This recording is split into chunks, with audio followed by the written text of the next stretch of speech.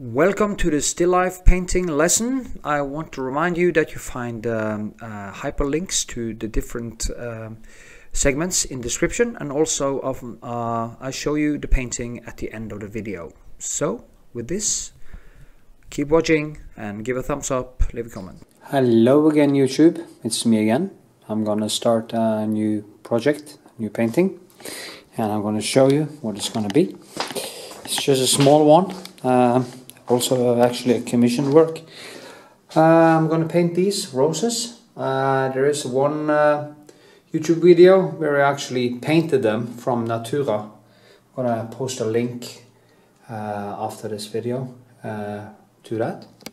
And I'm gonna paint it on this canvas. And it's gonna be interesting actually work from photos, since I painted the same roses from Natura. So you see the difference in technique. Of course, I will also go into more detail here, because that first video I painted them in an 8 to 9 hour go, and only basically one layer, so it was more like a sketch. Anyway, so I'm gonna paint this on this, and you will see the result and a little tutorial about the painting and the textures and all that at the end of the video. So with this, thanks for watching. Remember to share and subscribe, and stay cool. Okay, yeah, so here we go. First layer, roses. I guess I'm not gonna paint the whole thing in one sketch video, because it will probably take too long. What I usually do is then I count 1, 2, 3, 4 and 5. So I start with this, I say 1, 2, and if this becomes, okay, 1, 2, this becomes 1, 2, 3, 4 and 5, and that was quite correct. So I mark, and I do it again, 1, 2 and a little, so that was a little bit wrong. But anyway, it's not that important, so I just start painting. That's the good thing, and it's almost in the middle. That is usually what I do. I just find the first spot and I kind of build everything, not kind of, I hate to say that, I do it again and again. Then I see the distance between the flowers here, and then the white flower, the white rose comes in here. It's a little bit bigger, so it comes down here approximately, and the shadow parts are under here, so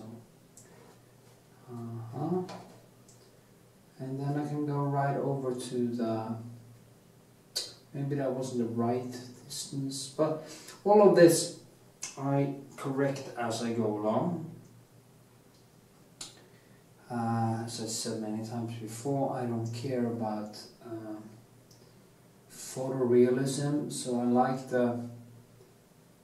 kind of like the feeling of the coincidences that just appears as I paint. So just place in some light here, and yeah, this is the biggest one. It has a lot of shadows underneath here. Just kind of place some of it.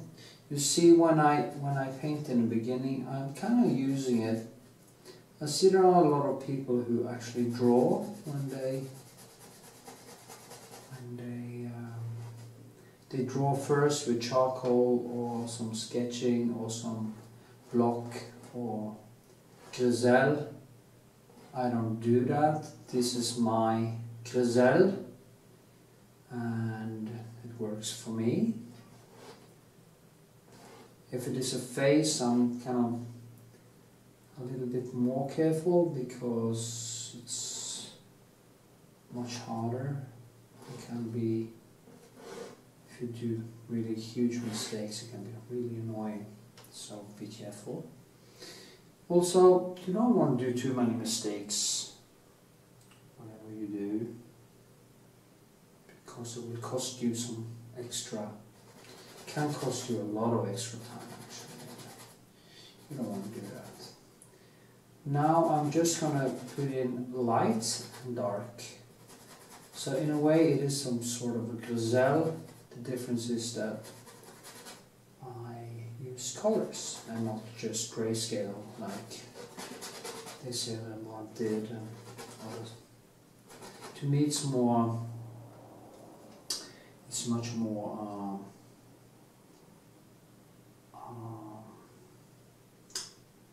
impressionist thing.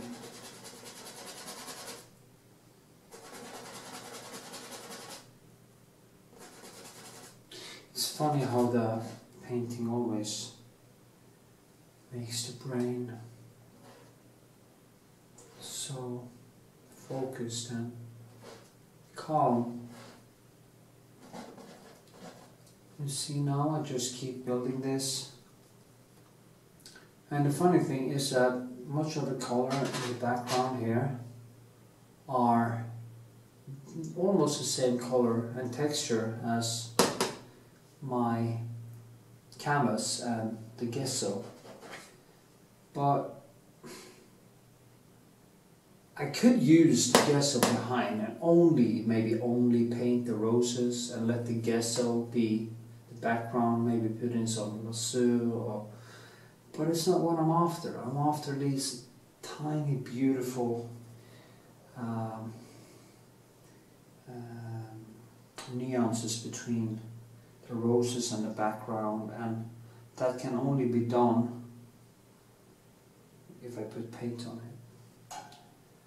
And I like to paint the whole surface, so that is just how I am.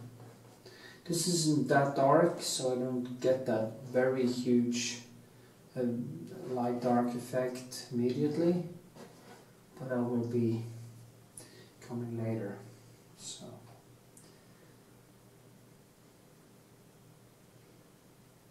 I really like this when I just start doing the sketches. It's also always the most, sometimes, except from finishing something and feeling that you did a good job, this sketching process is probably what I love the most, because it gives you a lot of immediate feedback and freedom. It's probably like sex and training and dance and stuff. It kind of it is like eating pizza or drinking whiskey and beer together. It gives you that instant gratification.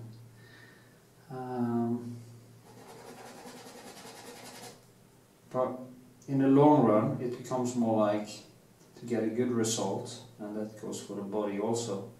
You have to eat a lot of salmon and vegetables and blueberry smoothies and all that, and it might not be that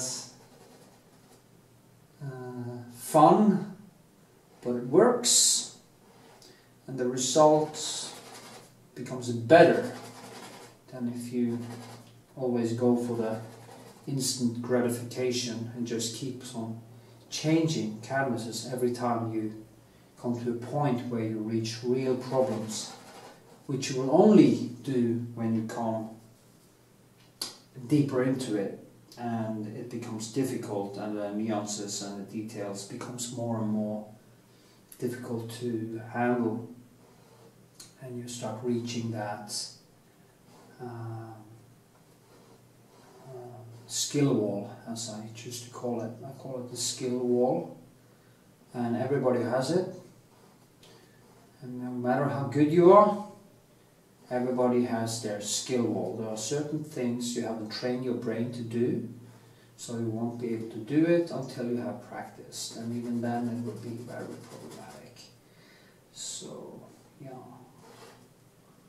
Okay, now you see how I build. Just kind of just looks at it, and I take these small impressions and just place them, and then I start to correct later. Correct and correct and correct and correct. When I did the first one of this motif, actually I did a whole vase and everything, I was a little bit more careful because I did it in one go. So I only had, you know, these roses die very fast, and they change very much from day to day. It's not like the rose you buy in the store where they probably stay the same for a few days before they start falling apart. But these are beautiful and they smell good, and you find them in the park. So I had to be quick when I painted them.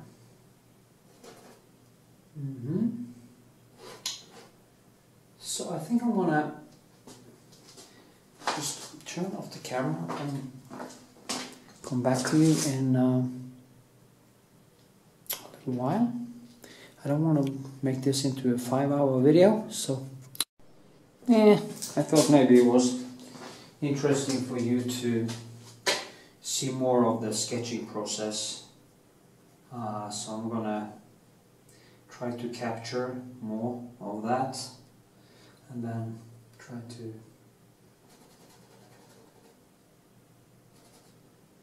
condense it a little bit more later.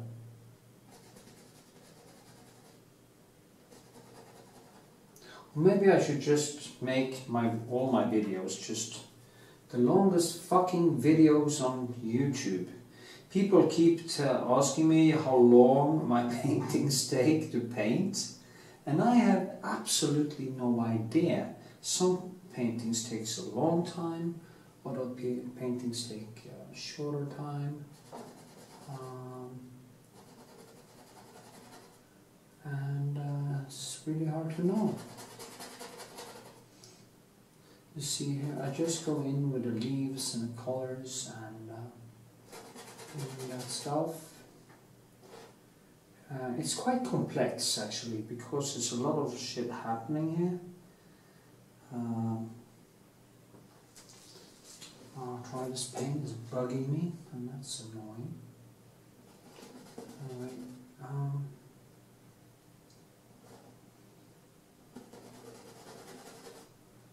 but complexity means that my brain has to be...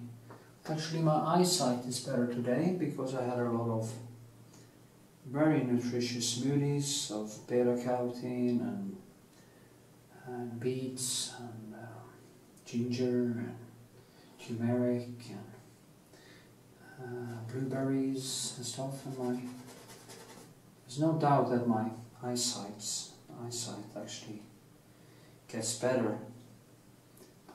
Anyway, blah blah blah. Maybe I should make a video about what to eat and what to do with your health. Could be something. As an artist, artists party too much. And as one said, some people party before they are famous, and that cost them their careers. Or they kill it after they actually have done some good things.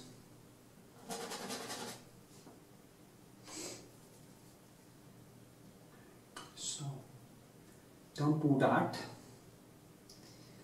Okay, I'm going to try to talk about painting. So, you see there, put in the green. And actually I do use red. I mix, when I do go for the dark, I mix between French ultramarine, Kraplak, some kind of red, and maybe a little bit of black and Prussian blue to get a deeper color. But there has to be some red in it because it's a complementary color. Not too much, because that too, when you actually when you paint from a photo, the complementary contrast can be a little bit off compared to how it is in reality. I don't know if that is not off. Of course, it has to be the same principle, because our eyes are actually the one that determines the colors we see, and we will only see in complementary contrast. We can't see anything else, because that is how our eyes are adapted to reality, and also reality works. So I remember I had an argument with a girlfriend of a ex-friend of mine about, she had learned or misunderstood in some lecture that the colors we saw was just an illusion, and that they were created by our brains, in our brains, and that is ridiculous. Of course, our brain creates an interpretation of, or takes in the colors we see in daylight and gives us a picture of reality. But the colors of the elements and the universe are what they are, no matter we see them or not. So it is not we who creates the colors, it is the universe who creates the colors we see. We just have eyes adapted to this wavelength that we are seeing. If we had night vision, it might be infrared or sonar. Maybe we would see through sonar like the bats do. Have horrible vision. So, and then we wouldn't see any color at all, basically. Oh.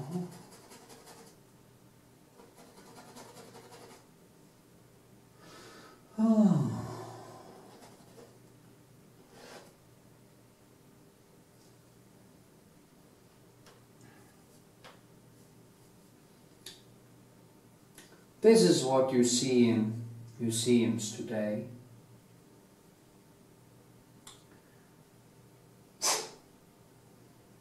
Sometimes. But keep it going. Keep up the good work.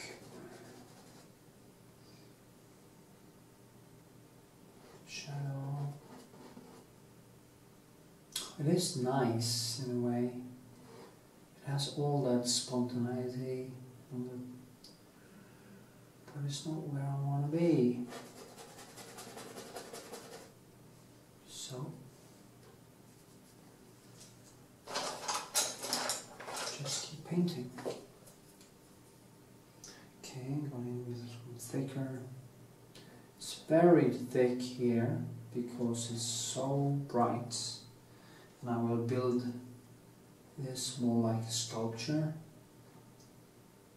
or so. Right now only using the Kraplak on the Alsarin. Down here it becomes more blue, so mixing some blue into it. And you get a nice contrast.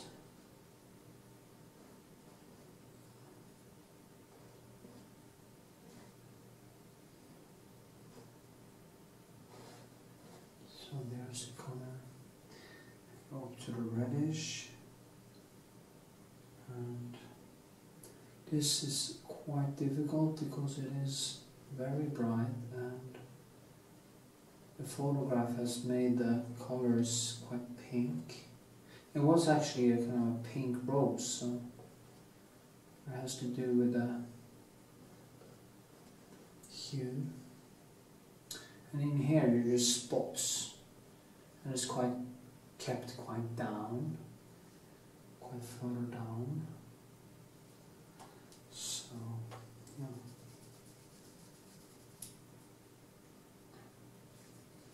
There's these chromes. So many videos on YouTube where you see people paint roses or something, but it's only one layer, or it's just so boring. It looks nice, but it's quite boring.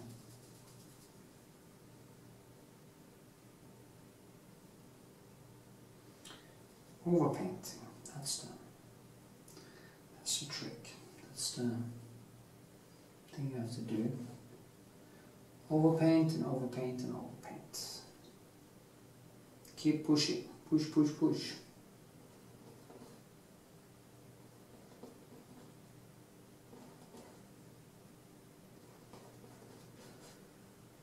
I have so much to do now. I think I'm gonna just stop existing, like socially, for a while. So I just go all the way in because I have a lot of paintings to finish. Now it's summertime and I should be finished a long time ago. It's so annoying. I always do the same mistakes. Then I kind of lose the summer. It just disappears and focus. Blah blah blah. Off topic. So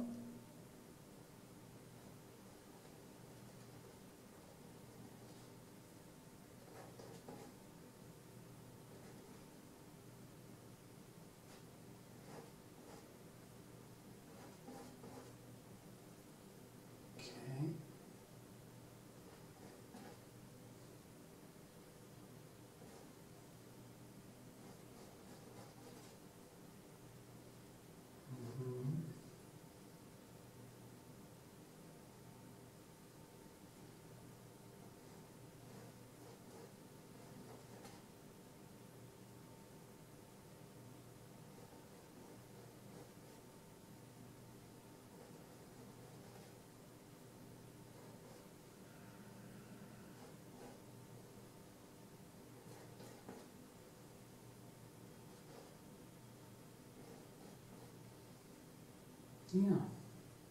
Wow. I went silent. Did you hear that? I didn't talk. Talk. A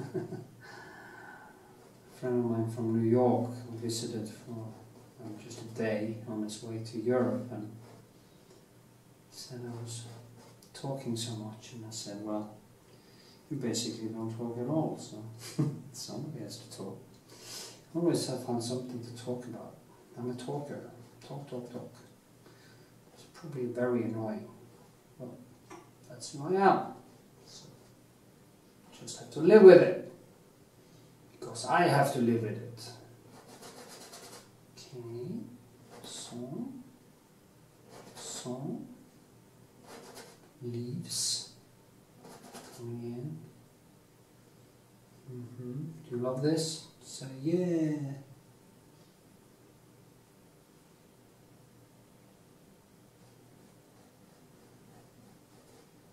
I have one video I'm going to post now of a portrait of a girl, but in the beginning when I painted it, I was so fat, gained so much weight, I don't even know if I want to post the beginning of it. Actually I can't find much of it, but I really look like shit. A little bit too husky now too, but that was really serious. It's years ago, a year ago, basically. Guess I have been eating the wrong food and something. I don't know.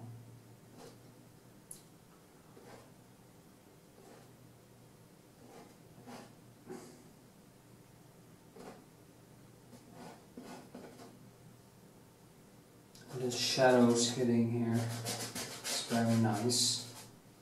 Some shadows from the leaves and stuff. It's more light here. It becomes quite dark down here. There's the shadows. Yeah. Now I can turn it off because now I've seen me doing the first fucking sketch.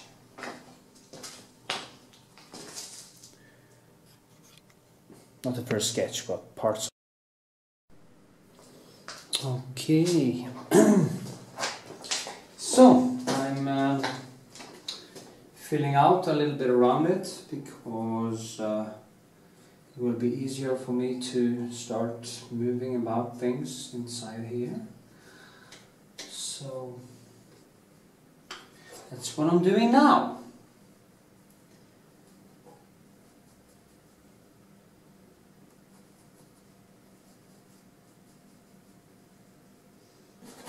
See, it's kind of the same colors.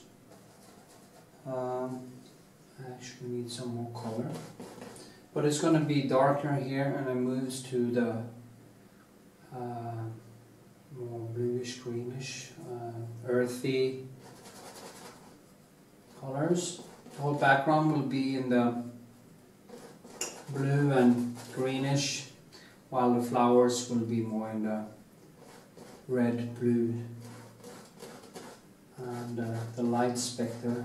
So it's the whole thing.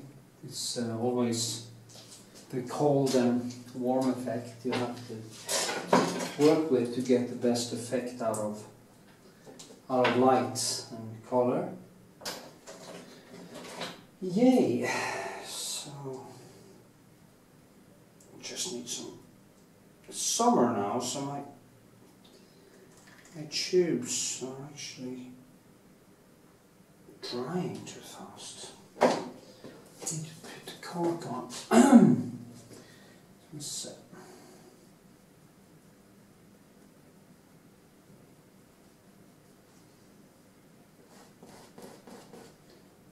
I should have made a video where I clip from using the palette and paint on a painting,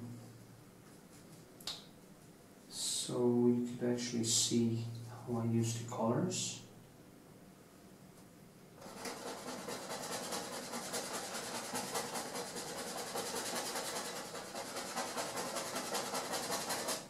I have to keep it down a little bit because this is going to be thick, and well, the thickest will be here in the light areas, but this will just be made so it comes out of the painting, and these will be very centered because that's the thing that falls the most out.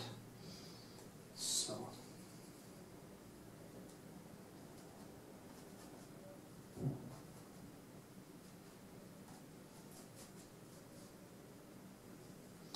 I'm giving you free painting courses.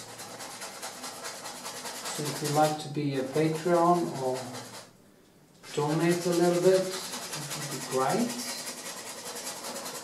And say hi in a comment.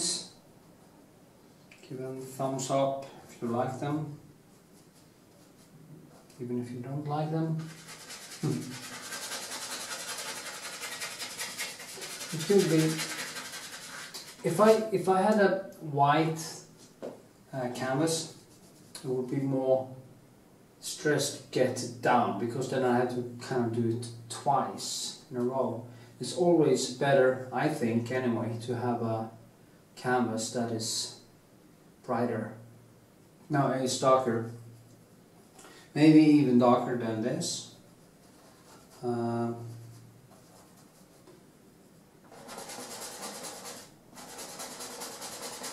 Now this is just There's some holes in the wood. It's kind of a wooden thing I have in the background. I've been using it before also.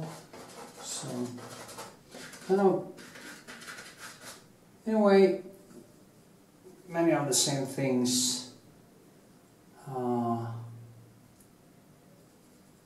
use some of the same backgrounds, some of the same colors over and over again. I guess that is the things I like, so that is why I keep repeating myself when it comes to it. You see, I kind of work with I'm trying to create some chaotic, dynamic in the background and in the whole painting that how should I say it? That in the end creates this pattern that in the end has a address to one another. So through many observations and chaos you create something that mathematically hangs together like nature in a way. I can't free myself from the physical rules of the universe anyway.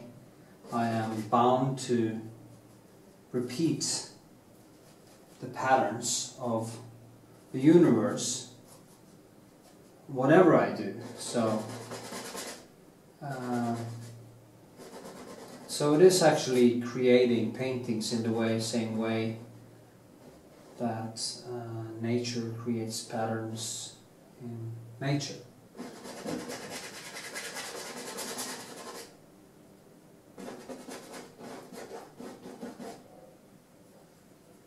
Now nature is mindless, so it does it through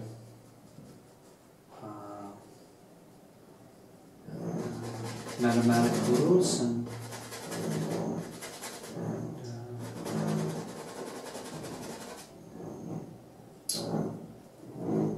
coincidence or chaos. I have some neighbors who are tearing down a fucking wall, and they always start very early in the morning, which means I'm not going to get any sleep. You hear that? Fuck.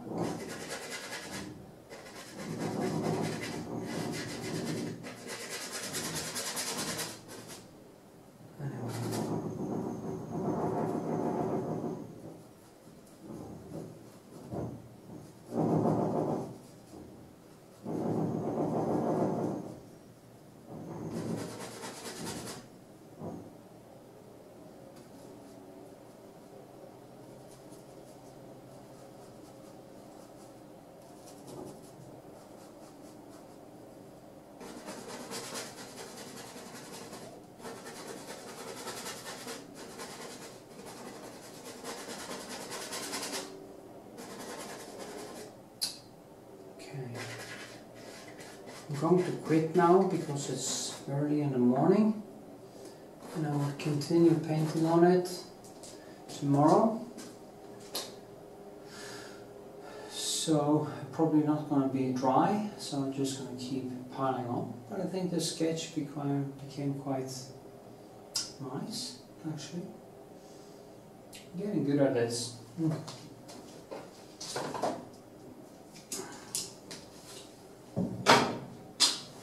It's kind of foreseeing the future. It's always foreseeing the future that leads you to better and better results. So, with this, I'm going to film a little bit closer. And it's actually day 2, so yeah. I'm just going to continue where I dropped off last night. Almost forgot. So bad. Actually cost money. They're quite cheap, but not cheap cheap is such a bad word. Not that expensive, but you shouldn't throw them away.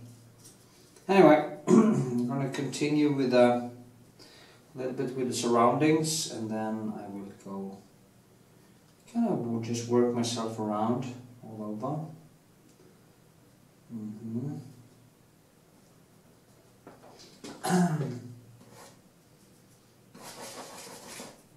See here, it's a little red stuff, so I'm gonna keep trying to red, orange, kind of blue with some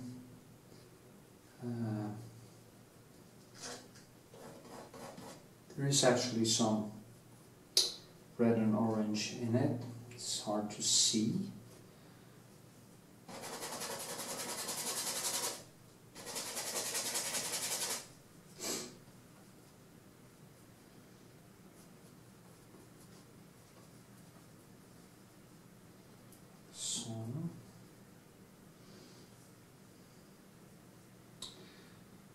Just start it up, so it takes a little while before I get into the groove. As you come along, as you start working for longer and longer hours, you actually go deeper and deeper into it. It's easier to connect with the flow, and that makes it much easier to see where you are going to go. So, yeah.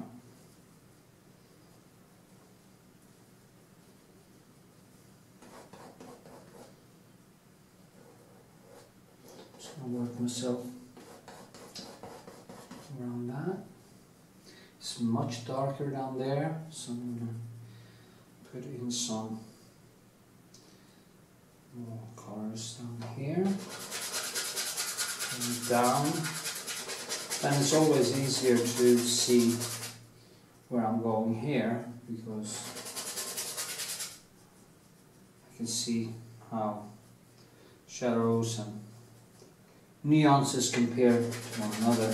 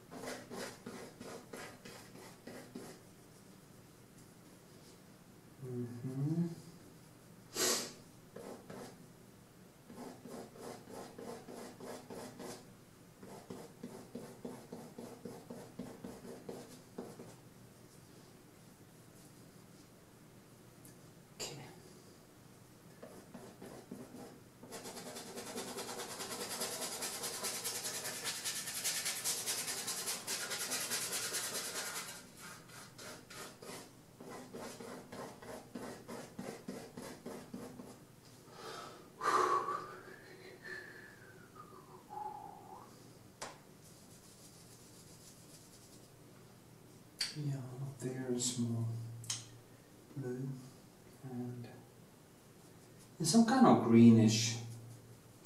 These are more unclear grey greenish, so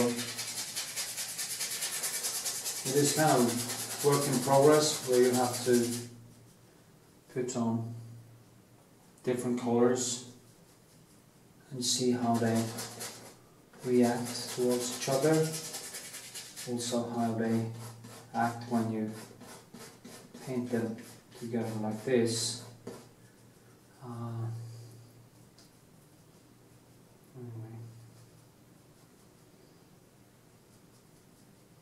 so it's going to be in the more reddish, bluish zone up there.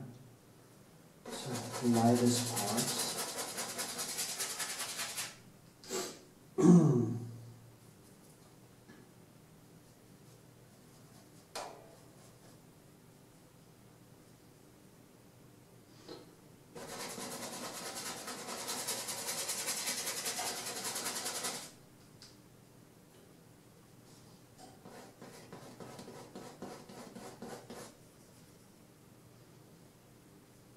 Here I'm using the more broken colors. Whites with some reddish and yellowish stuff.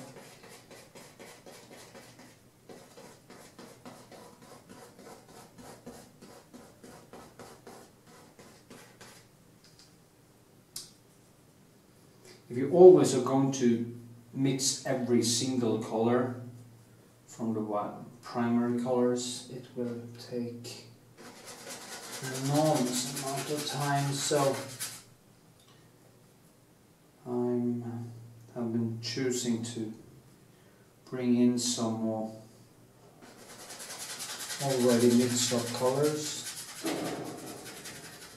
You even have a color called flesh tint, but you can't paint flesh with it. It is just a mix between some red and some other stuff, and probably some broken yellow. But you have to use it as a basis. Personally, I don't do that. I use the Naples Yellow Extra, Naples Yellow Extra, and I kind of mix that into the different reddish and yellows to get that fleshy tone. But fleshy tone is not one tone. It can be, I mean, it depends what kind of light you actually paint from. If you have a photograph of a model, if you use photograph and it is in the orange zone, that won't help you because that is a different hue. But if you're in the cold zone, these colors can help you very much. I'm very fond of Kaplak or Alizarin. That's one of my favorites because it kind of breaks all the colors. I mean, you can make the Naples yellow more reddish, and it can,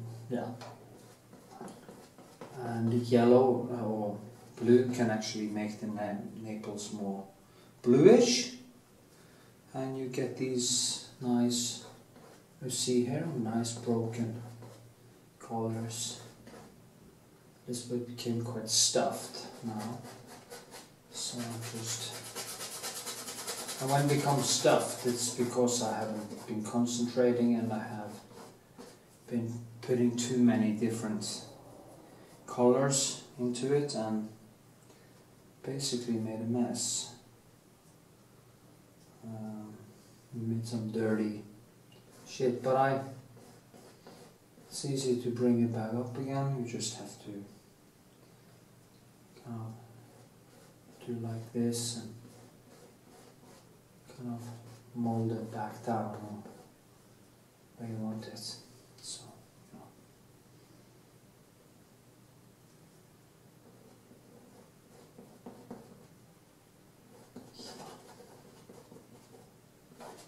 put on some more white in the rose. See, and the white pencil.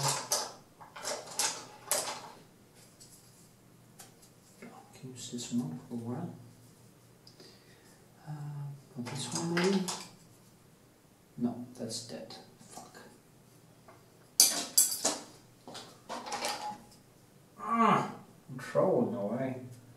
I have to learn to wash my pencils. This one too. It's horrible. I mean, I threw away probably $5 or $6 in pencils just there, just because I didn't wash them or forget to wash them before. And when you're using linseed oil, or even the ones I use this linseed oil with some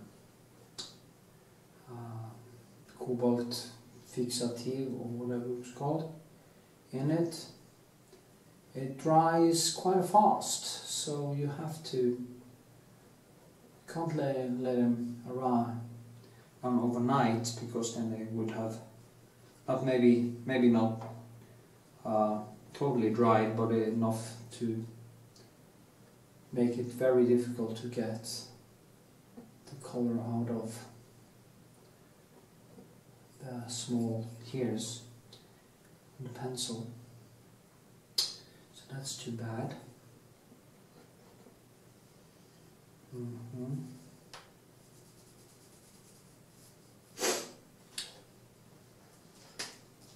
Need to go get my pencils for my bathroom.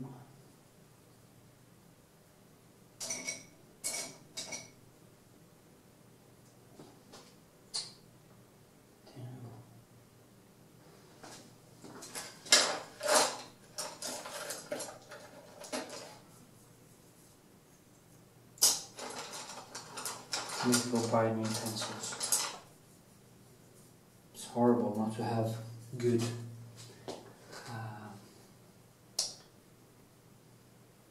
tools. The tools are very important, so take care of your tools. There's a leaf underneath there, and this one actually comes down like this, so it goes through that and in. Like that. And there's a small leaf coming out. You see how it goes like this, I think. And this one goes in. There's some leaves here, and comes out a leaf down there. Of course, it's more in darkness than that.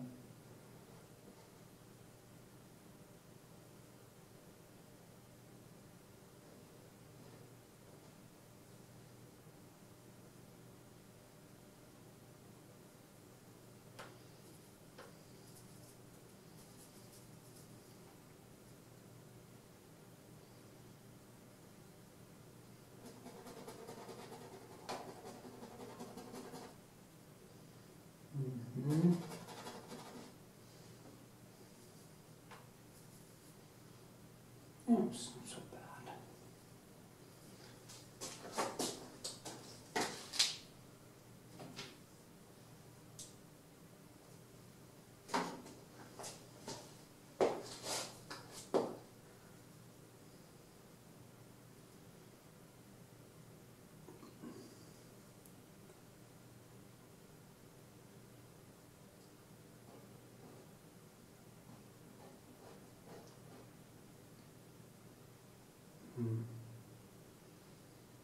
This one comes up here, and this one comes all the way down there and in here, like this, and then something sticks out of this one and goes all the way over there. So I did mistakes in the sketching. That's okay, because it's called sketching for a reason. That's a good thing about oil paint. You can just keep moving stuff around like clay. I just need to start doing sculptures and self-portraits. I'm going to start on a self-portrait. I need to start doing that before I get so old that I can't look myself in the mirror.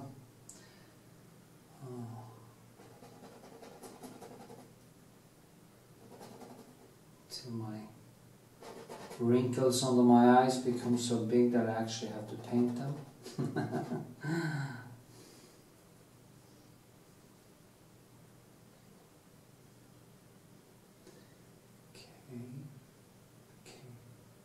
Done some mistakes here already, but now the whole thing is kind of in, and I can start to correct these things. place things more where they are supposed to be.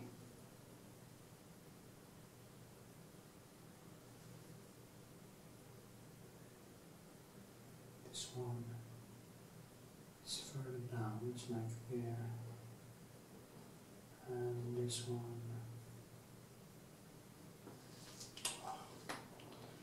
Oh, can you hear my legs? It's cracking.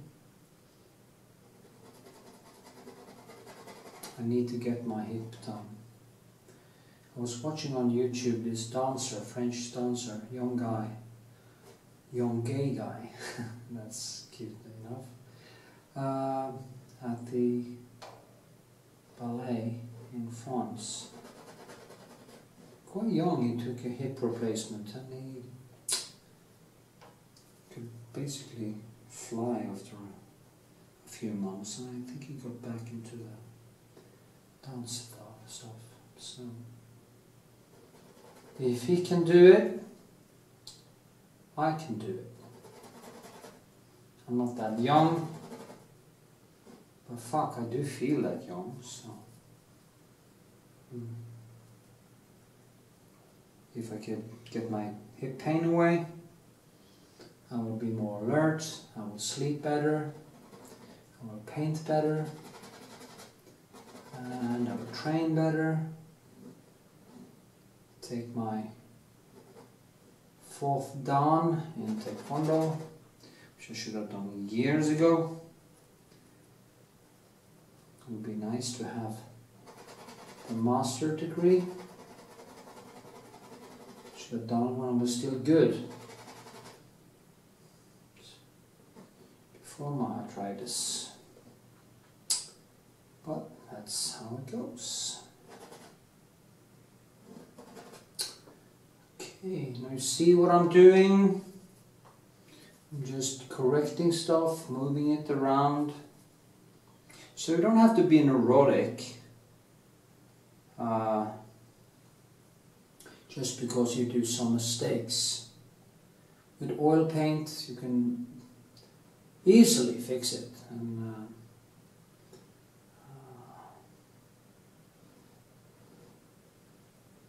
you just can keep going back and forth,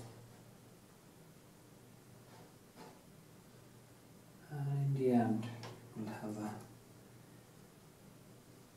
nice result. Try to let yourself go. I can see that people has more problems with paint than drawing. I think it is because they don't see the colors, how nature is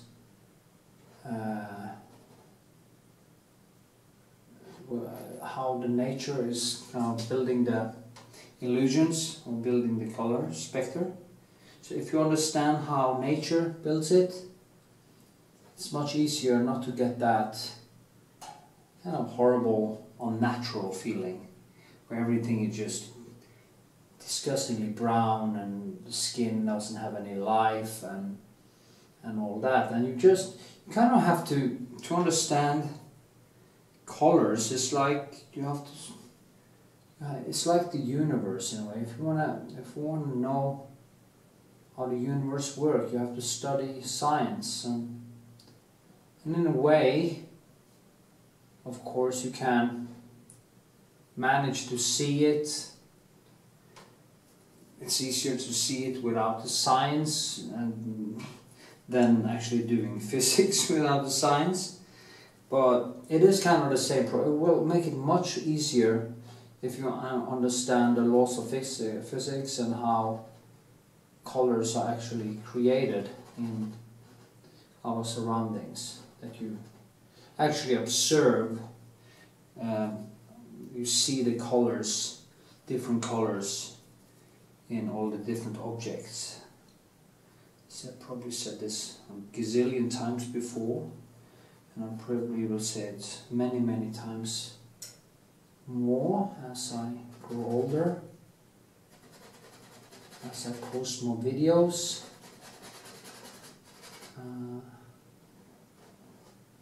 will probably post videos for another.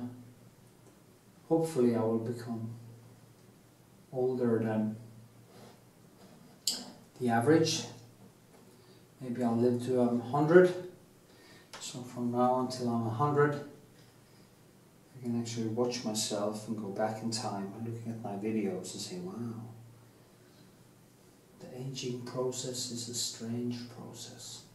It's kind of like, it must be strange for people who work as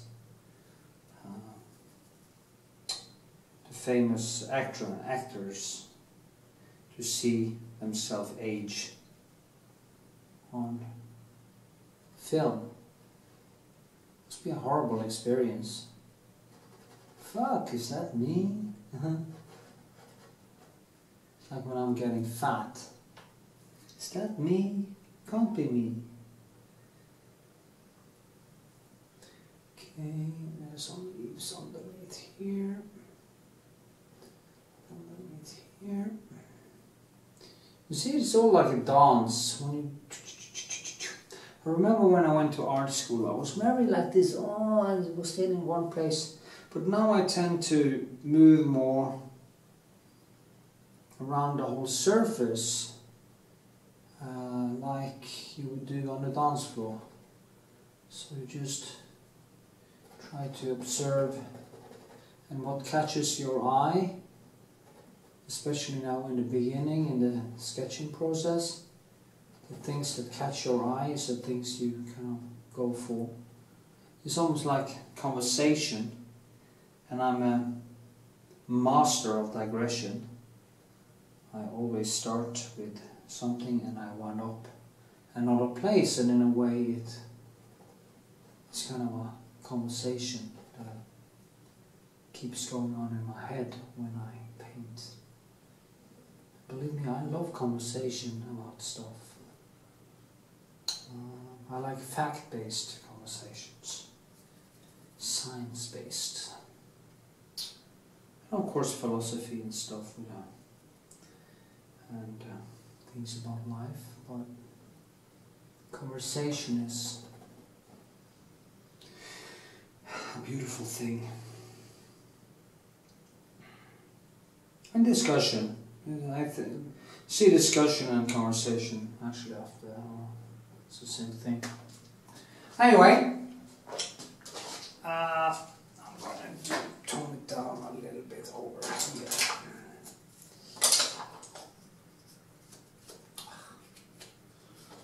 Maybe a little bit too big, but let's see what happens. See, now I'm just going to tone it down a little bit. So I try to now give it some wooden texture, so we just let that color fall into the already wet paint, so it creates a little bit of texture, which of course I will strengthen more and more as I go along. That gives me, in a way, gives the background a little bit of address, something to hold on to, so it's just not a grey dead surface, but a more dynamic surface where stuff actually happens. Look at the background or the whole thing as a landscape in a way. That is what it is. It just happens to be a room instead of clouds and Luftperspektiv, ear perspective. Everything is an ear perspective. Eir, not ears, but eir. So, okay. I'm gonna leave it at that for now. I'm just gonna keep on painting for a couple of hours or so, and then I'm gonna and then I'm gonna show you what I've been doing. Film some more. Okay. So the sketch is coming along. And I think I'm going to zoom a little bit so you can actually see better what I'm doing. I'm going to mold a little bit on the roses now, so maybe find that more interesting. Then I need some smaller pencils. I've been working all around here. I'll probably go back there and do some stuff, but I want to do some adjustment of the roses. And then I can say first sketch fini.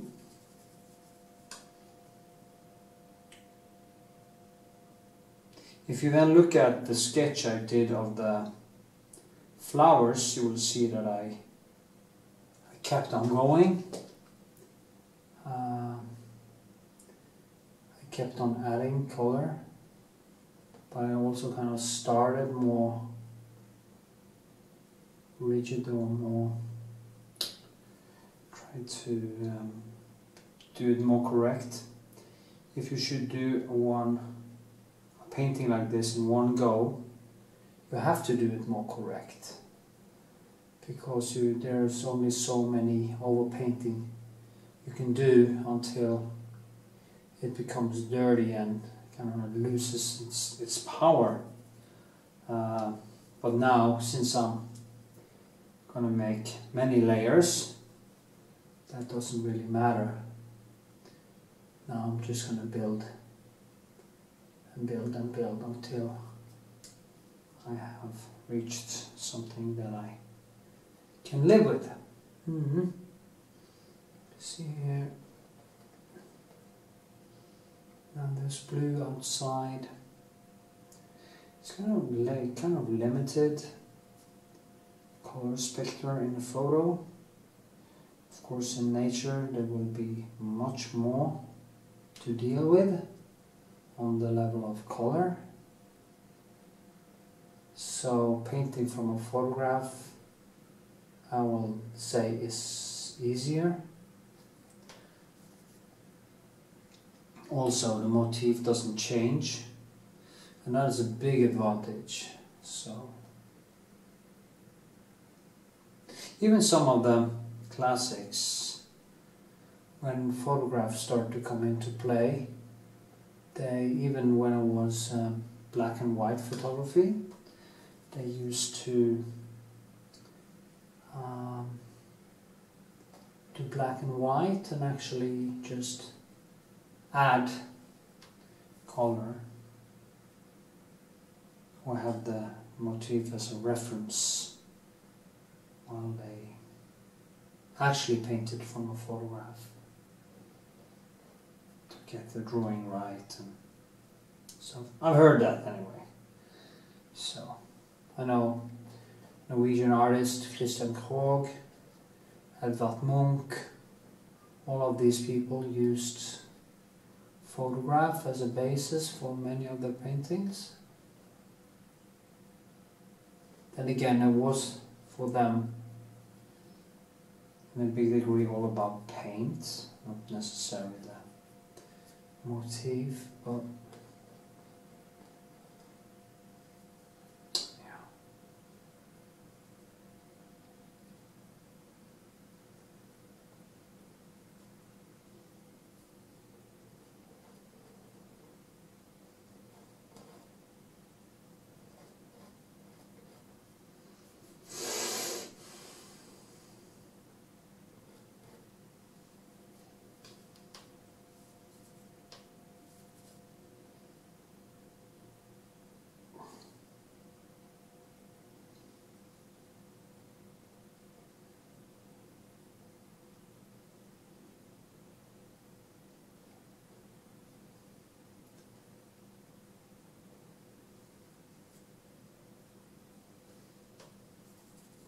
it's really nice when things like this comes to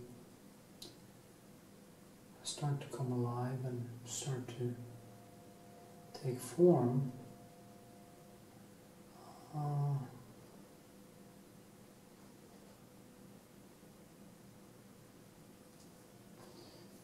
But as I say, it is all the overpaintings and the problems that comes along with that for me makes this the most interesting.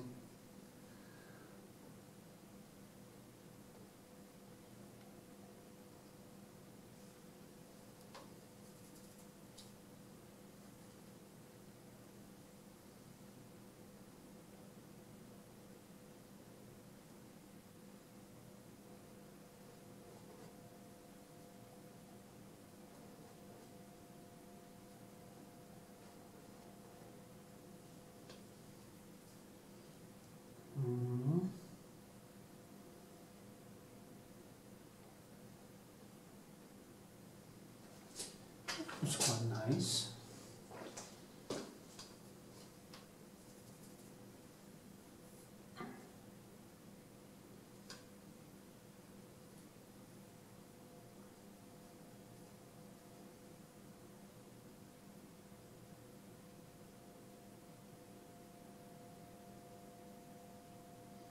See, this red is quite difficult because it is deep but also pure. So I kind of have to build the whites in a way first and then put color on top of it later. The thing with this rose is it doesn't really look much as a rose because it started to basically fall apart a little bit while I was painting it. So, and again, doesn't really matter much.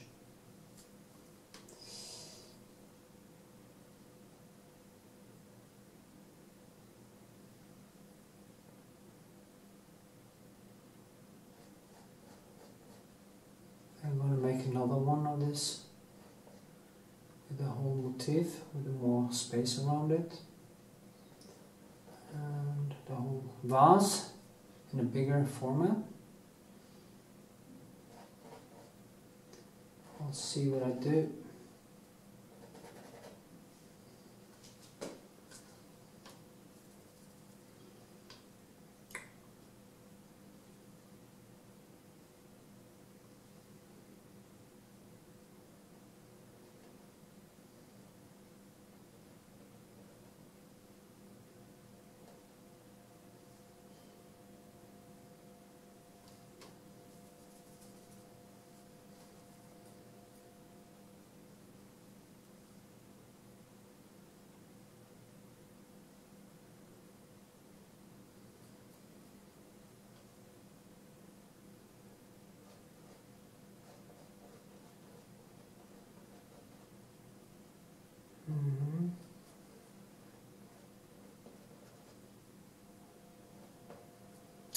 The next 14 days, well, about 3 weeks, will be one long painting experience. I have so many commissions to do and so little time that I need to paint 24/7. Usually I go to the gym, maybe an hour in the cafe, then I go into the studio.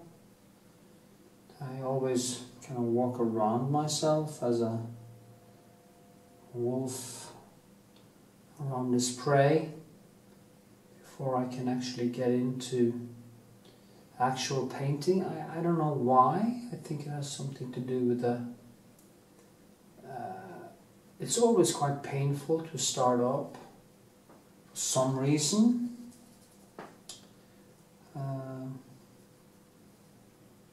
That is how I do it. And actually, if I do my job, I can have some real free time and real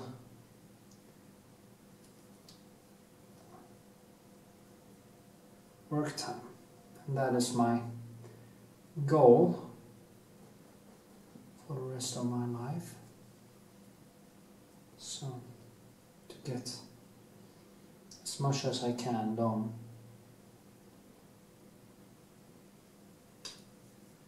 I just fucking hate doing nothing, and it just makes me depressed. So I really like doing as much as possible, and that's a good thing. I think that is the passion and the driving force for what I do.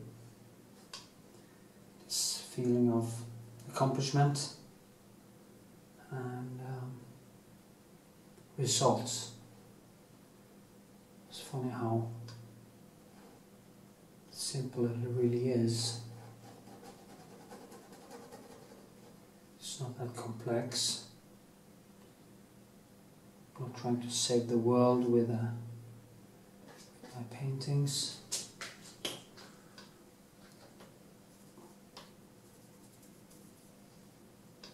The world is not savable anyway. It's gonna die with the sun. If humanity is gonna survive, we have to look to the stars, or we will perish with it.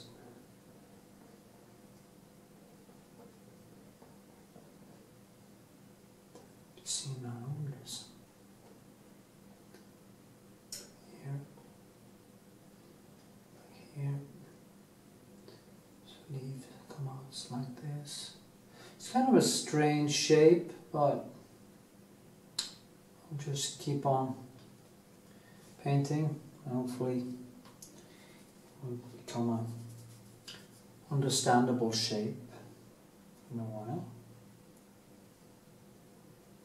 I will try to do a lot of close-ups when I paint, when I start painting more layers. So you can see more close up the painting process.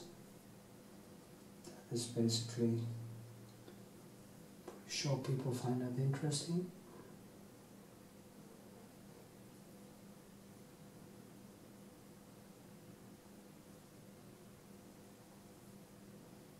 Okay. This is so nice. See, this one here, this one here, underneath, there comes one out here, here somewhere, there's some shadows going down, there's a leaf here, that are in the darkness. All these things will be more and more shaped as I go along, as you will see how it changes over time. And this is quite complex because there's a lot of shit happening here. And now I can see that that flower is probably a little bit too big compared to that, and this should be a little bit more like this. But stuff like that can actually also give it, as I say, I do not paint photographic. They say my paintings look photographic, but they don't really, they do kind of look like the photos if I use a photo, the photos I use, but they are not exactly as that. No, this goes too far. So, because this is actually down there, so I went up too long. And actually I should go that way. Sometimes, so what I did now, I start to make it bigger and bigger instead of making it smaller, because I didn't realize that. And if you're a beginner, you don't tend to think like that, so you just keep on piling on until everything becomes wrong. And that is a good thing about having some experience, because you are actually able to foresee this and stop yourself before you're crossing the Rubicon and you have a hard time going back.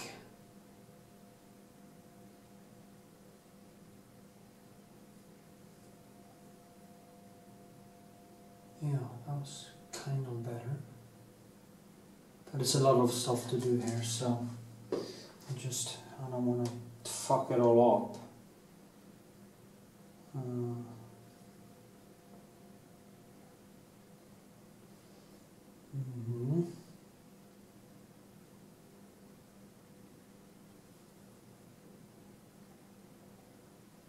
Yeah. I love the cut black, it's just amazing color. It has all the blue in it, it has so many colors. And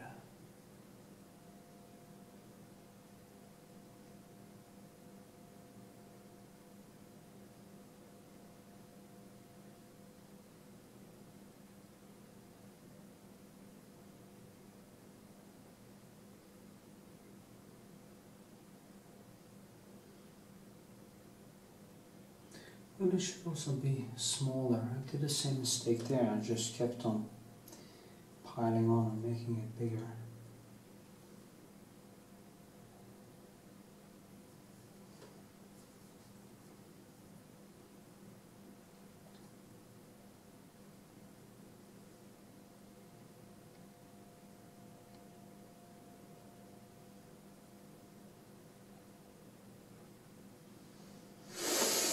And this is going to be a little bit more like that, so it's going to be a little bit more up and up.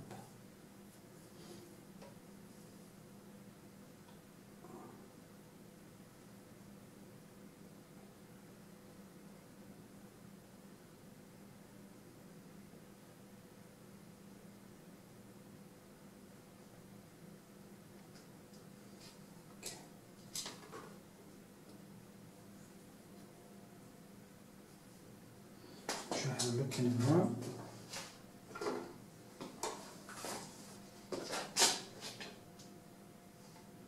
Mirror, mirror on the wall. Yeah, it actually doesn't look that bad.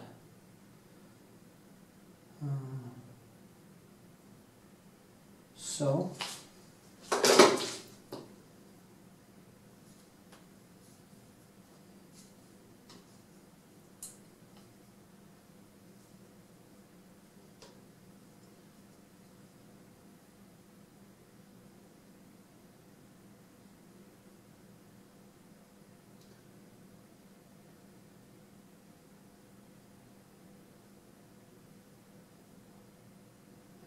down like this.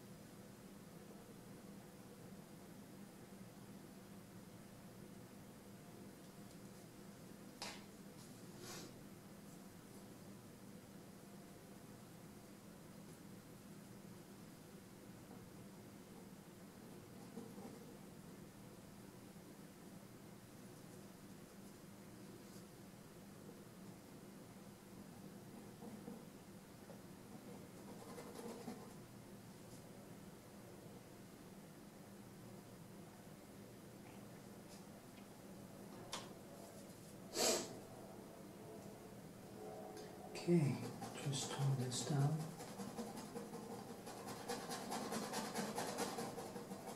So.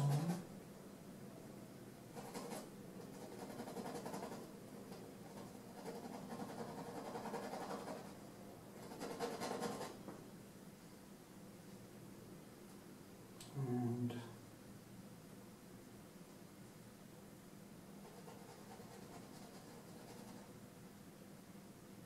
yeah.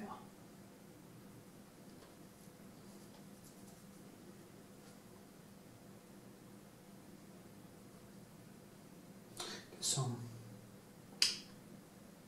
holes here. But now I pressed in so much color. It was really hard for me to start changing stuff, and it's better now to let it dry and then start adjusting again when it has dried. So much smarter just in here and ruining the sketch, which is now actually quite nice. Yeah. And yeah, I see something new all the time, and it's so hard to just tear myself apart, away from it. It's always the same thing.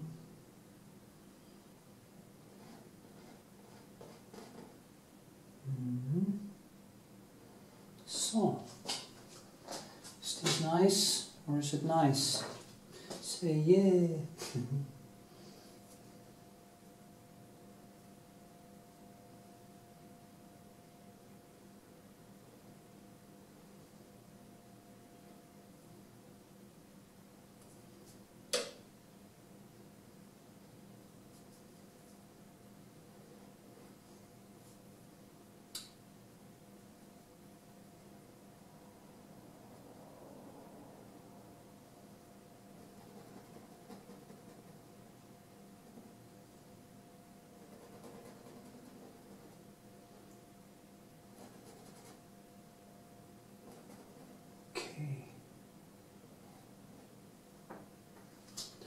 See how this is on a distance. Oh, it's not that bad.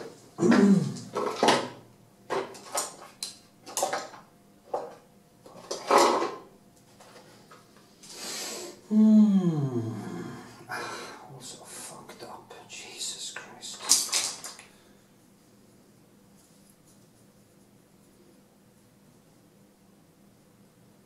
I have too many pencils at the same time, and I'm losing oversight which ones I've been using and which ones I've been, especially when you work for many hours. It's always hard to know which ones you've been using.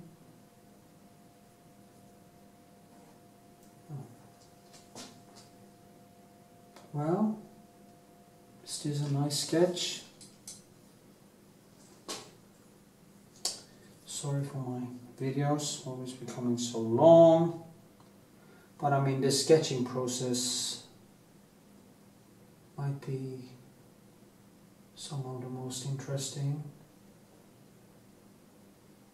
So with this, I think I'll stop.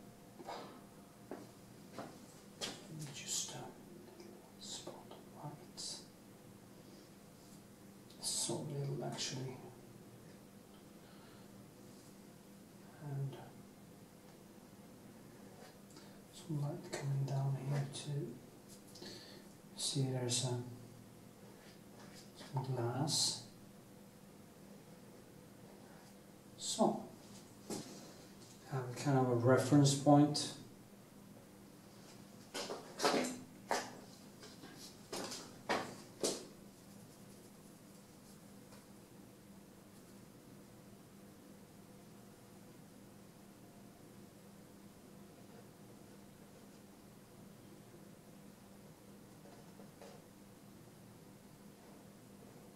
Så. Så. Und so.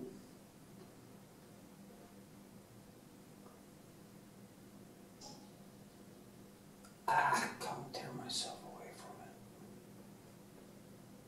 Anyway.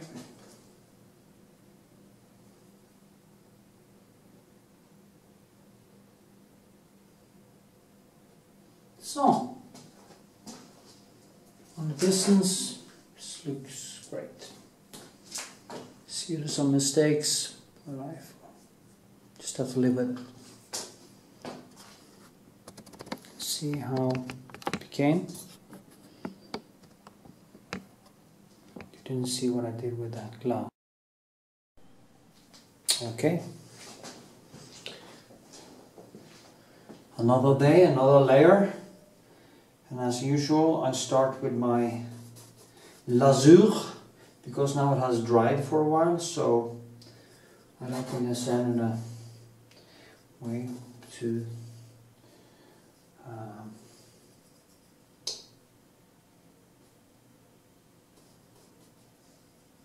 I can sense in a way for me going over it with this color.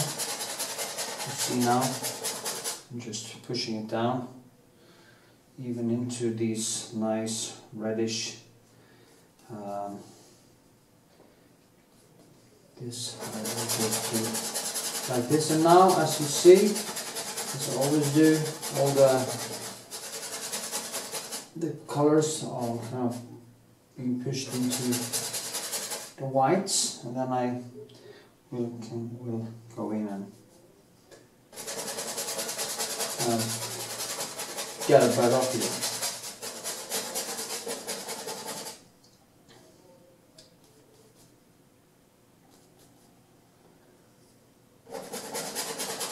And the oil is, of course, just pushed into the canvas, so it will be there as a layer to work with. I don't know if I'm the only artist that do this. I figured out myself as a good way to start, because when things has dried, they can tend to become I don't know, a little bit it's not that dynamic anymore. But when I do this, I kind of tend to get almost like working wet in wet.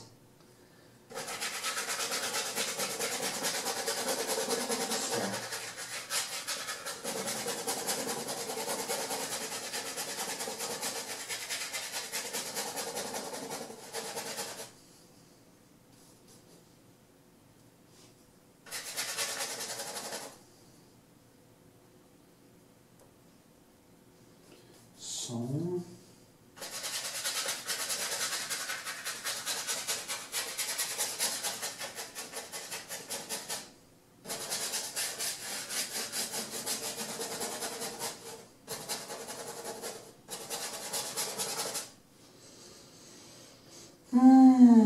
it's a big surface, a bigger surface, not a small one, so it takes a little bit more time.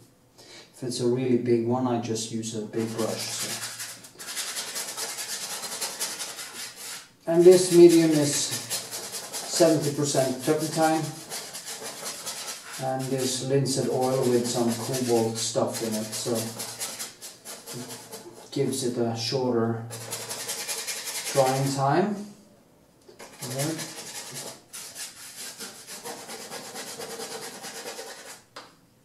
So, and then step number 2.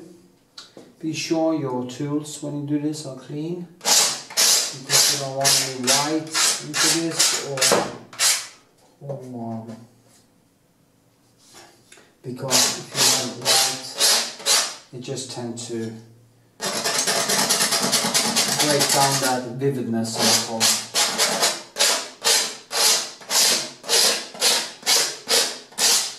just take away the excess oil, so it doesn't become too oily. But now, instead of actually mixing in the oil into the color, I can just work totally dry, and at the same time as I use my medium as a way to wash the pencils between every layer, I just put it in here and I do like this to wash it between every brush stroke, so I don't need to put the oil into it. They already are on the canvas. Yeah. So I will start with the lightest areas, because that is the best way, I think. So I just start with doing like this, these leaves, and now after a while it will become quite nice, I guess. And I can also correct some mistakes that I did the last time. It's a white rose. It's those are wild roses that grows in parks and stuff. So I actually like those roses much more than the other you buy in a store, because they are so boring and just one shape. And that's the problem with when you take evolution out of a picture and you don't let the roses grow naturally. You start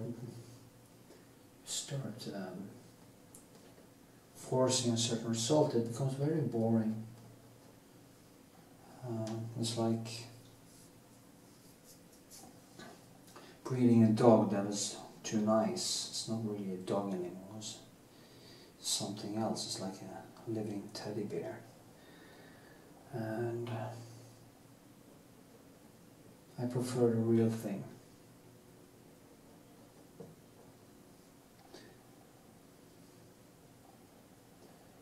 Dog that still has some wolf in him, and roses that still have some natural shape and coincidence to their growth pattern. Here is very blue, and this one comes up here, and yeah.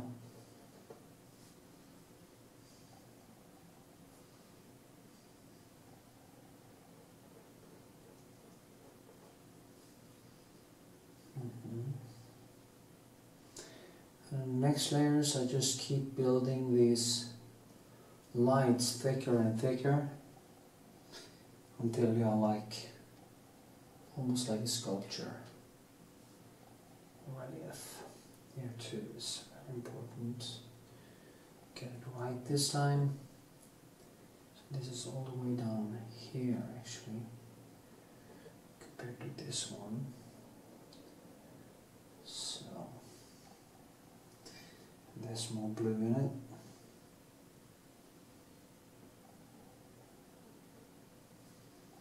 Back here, and this one is also quite white and blue. Cross over there.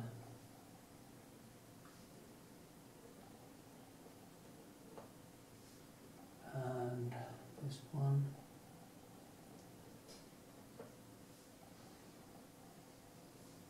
There's a thin there. There's also a thin goes over in this one. Kind of creates the shape. And since it is a photo, the flowers are, the colors are a little bit limited. So this kind of reddish and bluish, and, you know, all over actually. So it's a lot of nuances here. there. I have this one that comes up here.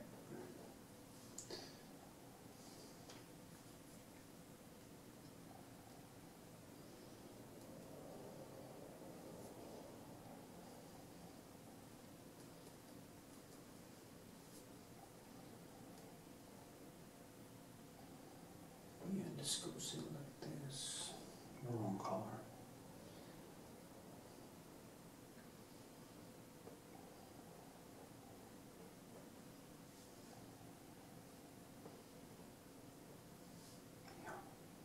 Mm-hmm.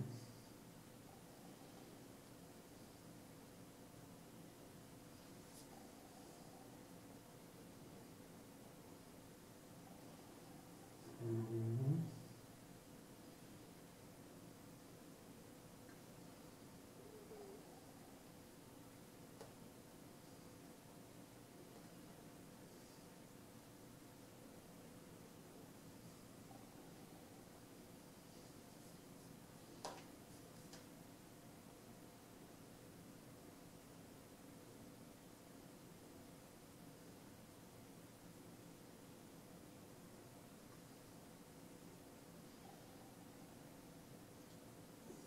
Like here.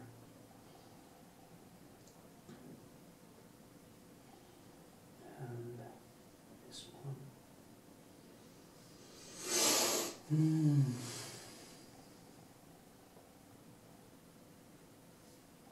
So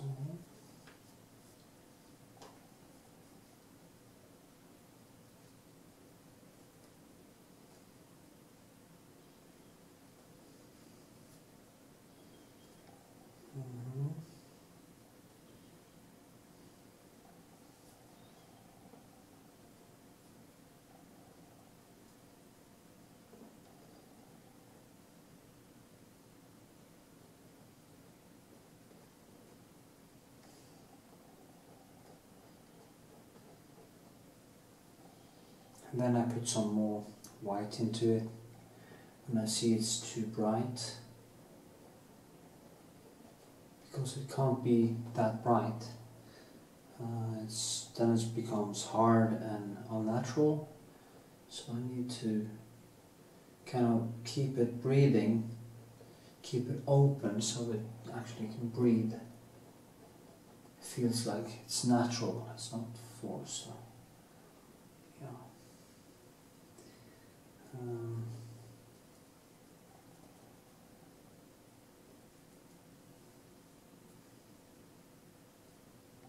You have to create the illusion of the light hitting the surface, and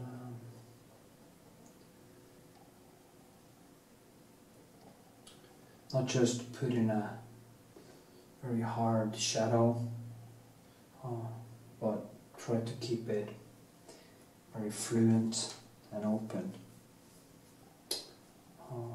Yeah.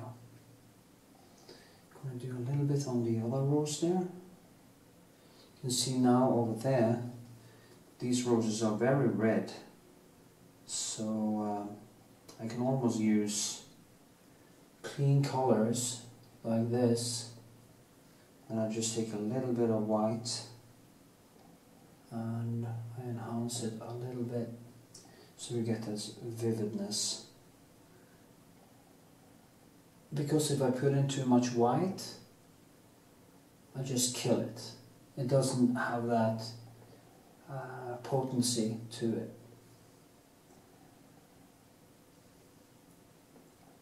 Shadow there.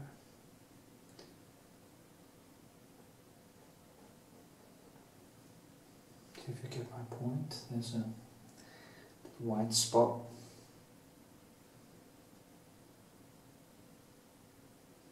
And same thing. Just go in with kind of clean colors first over the white, and then I go in and bring it up again, like here, and there's a little one here, and down like this. This one is difficult because it's pink. The other things are pink too, but they are in a different pink. And that pink is a typical printed pink. So what is it? I use Kraplak or Alzarin. It's a brilliant color, but it doesn't have that vividness to it. It's more in the white, and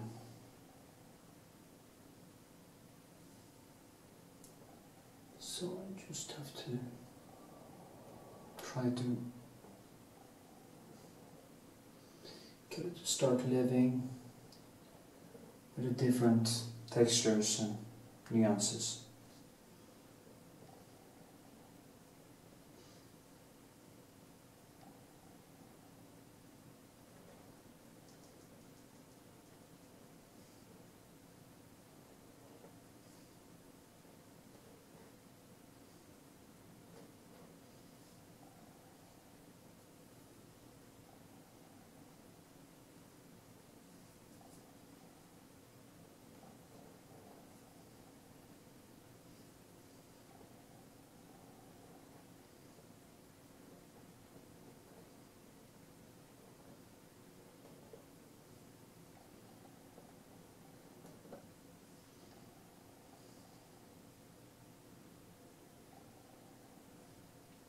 So later I will zoom a little bit more when I work on it, so you can see what I'm doing.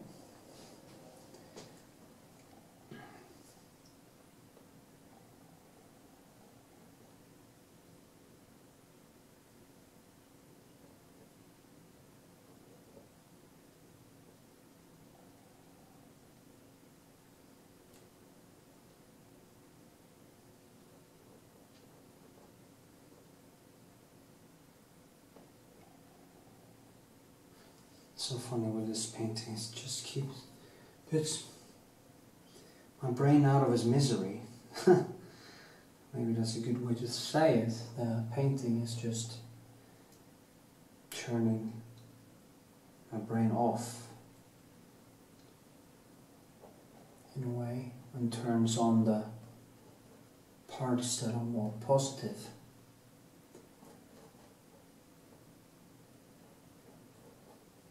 And things like emotional stuff kind of just vanishes for a while.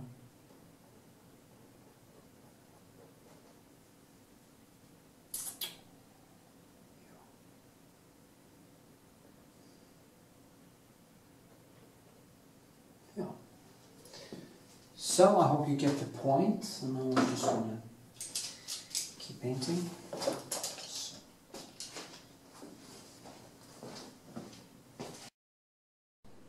So I've been working for a few hours, as you can see, and I'm just working now in between here, so I can actually, maybe I should zoom a little bit so you can see what I'm doing.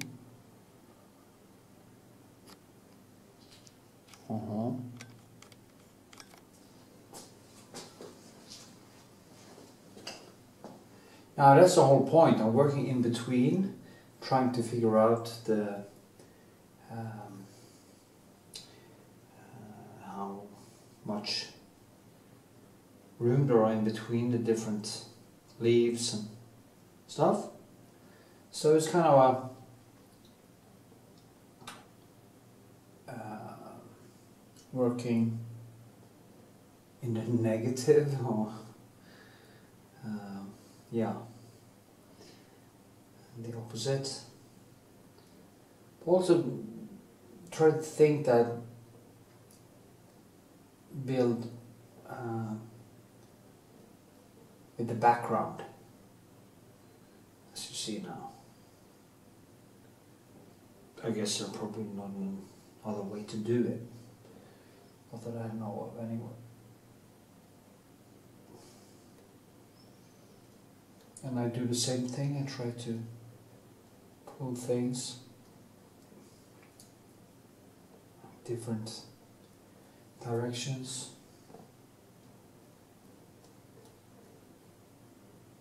like this.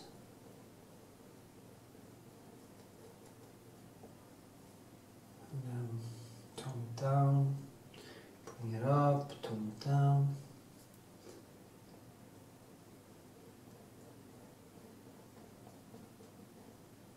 So.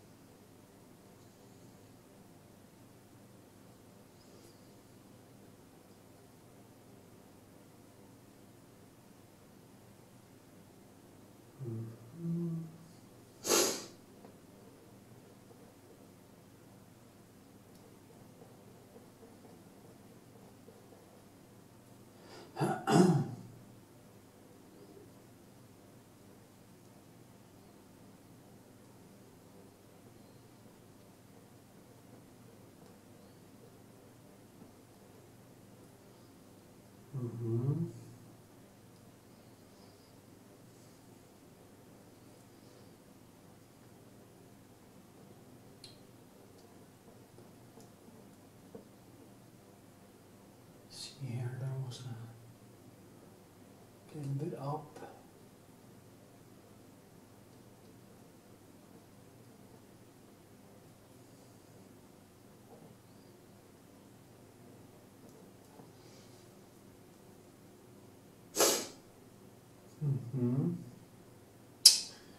Here too, it's like this.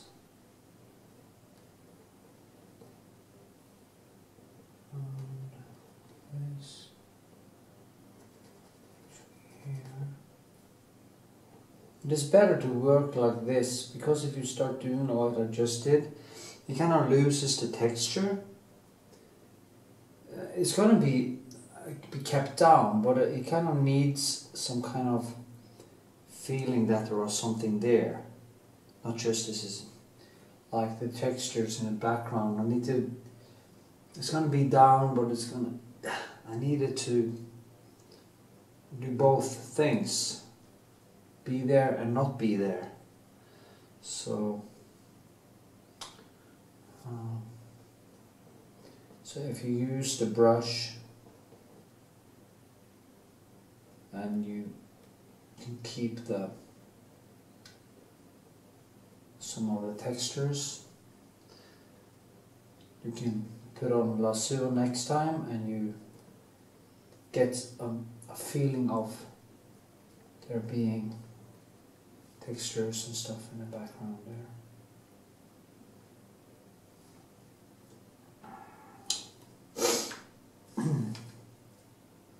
Remember when I went to art school, there was a teacher who told me that I should work more all over the canvas when I was painting, not just stand and do one spot.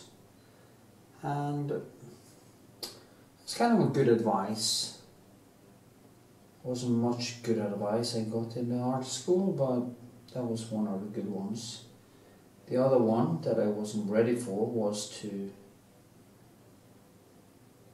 use these boar pencils or pig pencils, pig hair.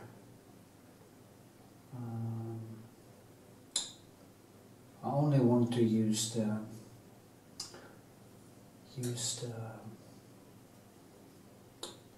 ones that were very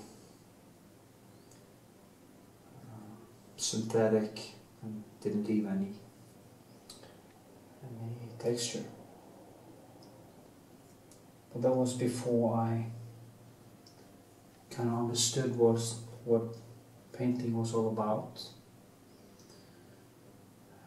So evolving, you You see that in art history too.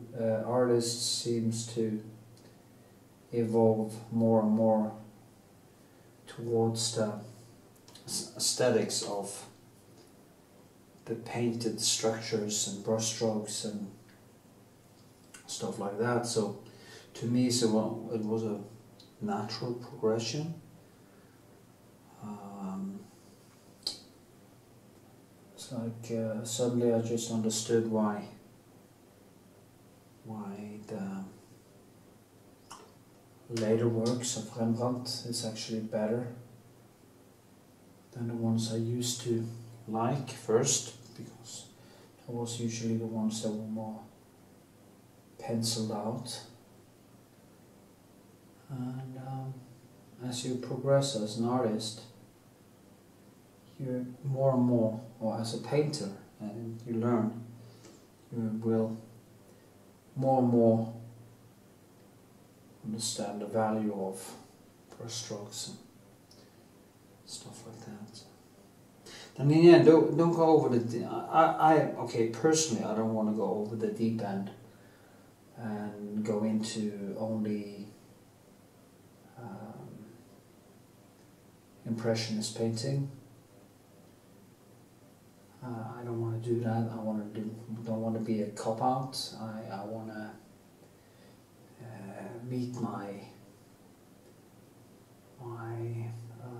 limitations in every painting, and to evolve as a painter, you have to go beyond the sketch, or you will forever stay there as a sketch artist. And of course they are beautiful, and it's kind of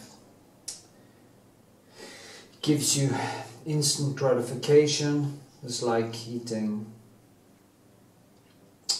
pizza instead of salmon with broccoli, but even pizza becomes quite boring in the end, and it doesn't have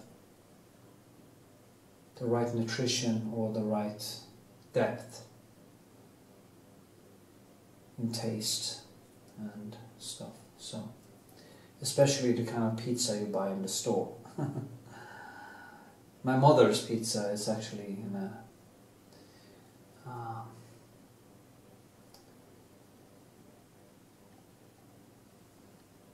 it's yeah, what do we call it?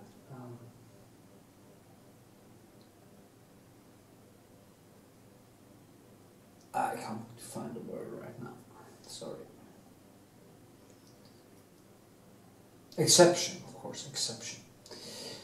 My mother's food is always an exception. So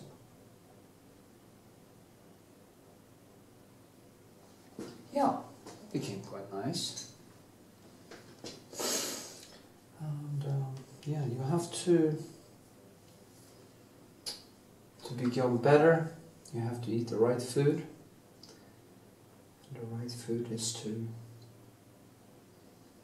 spend time making it, and not just make it look like it's good.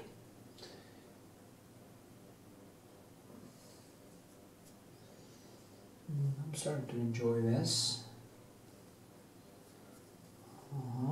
Just scratch my ear.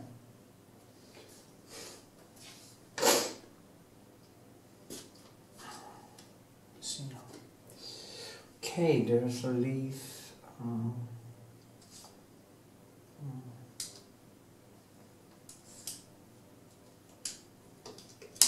I bought some new pencils, but then I fucked them up again. So yeah, that's cool. I need to do that on Monday. Also have some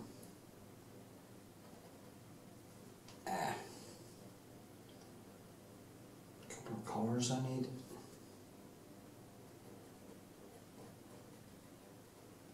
Okay, so okay, these.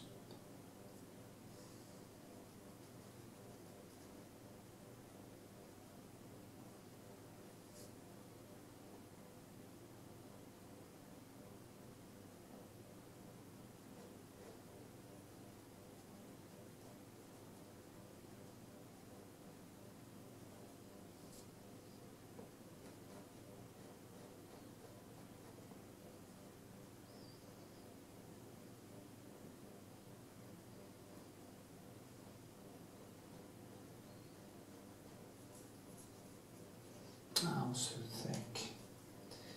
I didn't concentrate. So I have to. It's so horrible to have bad equipment. Really start to fuck with you.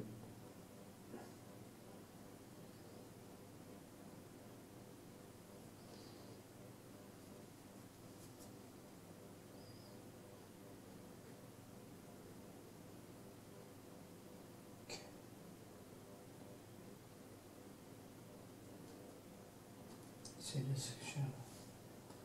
It's not good.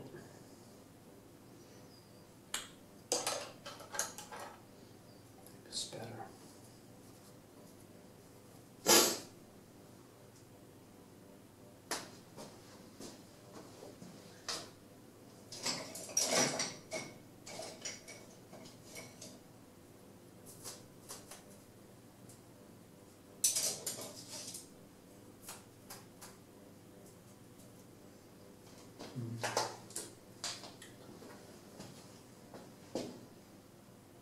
I found one. Tastes like shit. Anyway.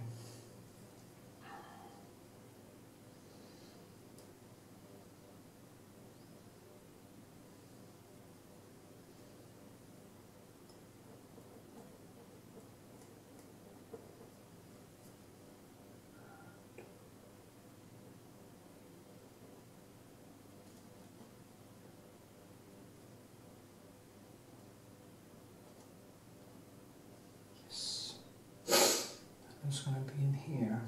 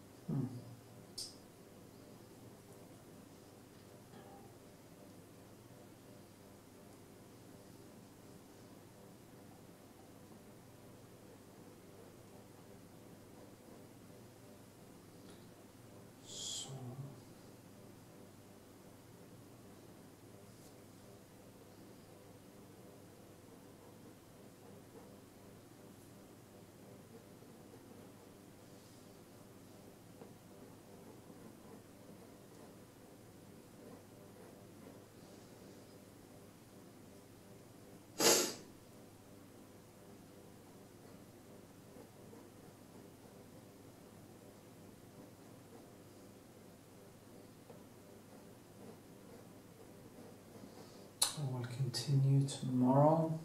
I can now feel I'm getting tired. I have to get up at 12 about to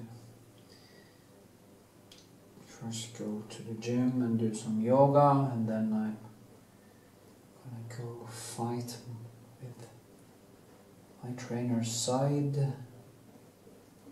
train with him. And I want to be awake for once, because if I go right from bed to the hard training, my arthritis is killing me.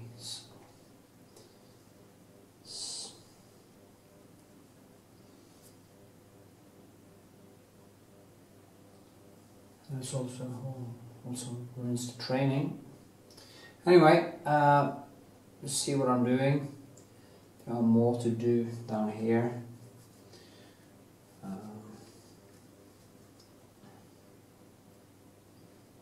It was Saturday night tonight and I didn't go out. I just stayed home and painted. And it's actually a good feeling. I was out last night and I was flirting with this moronic girl, and in the end I just let her go because I was reevaluating my existence. No, just kidding. Sometimes I feel like when I see all the drunk people and how they act and how obnoxious they are, it's almost like I start wondering why the hell humanity should survive. I mean, what's the fucking point? Most people are incredibly ignorant and quite obnoxious. I actually met some nice people too, but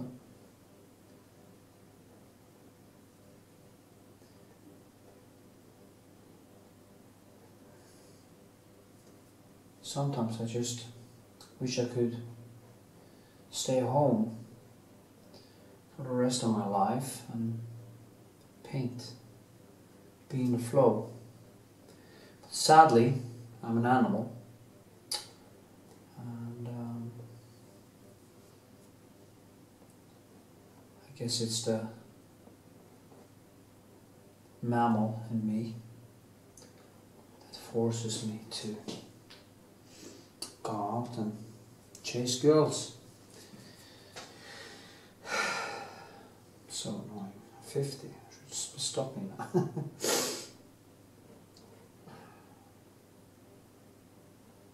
I need to have my priorities right. Yeah.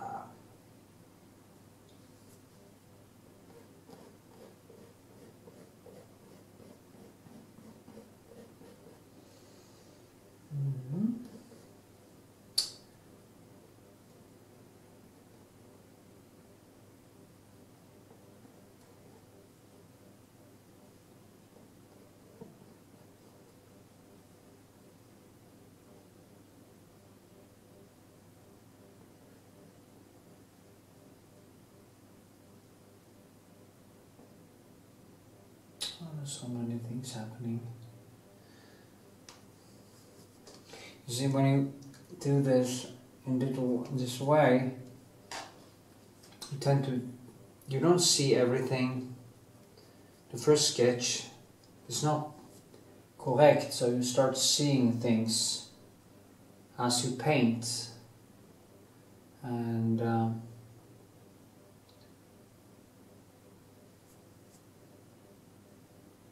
yeah, like that, kind of.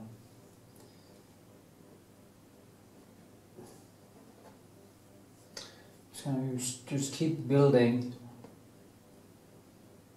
and in the end, as I say, all the time, every time you touch it, every time you move it possibly into the right direction, and into something aesthetic and hopefully beautiful.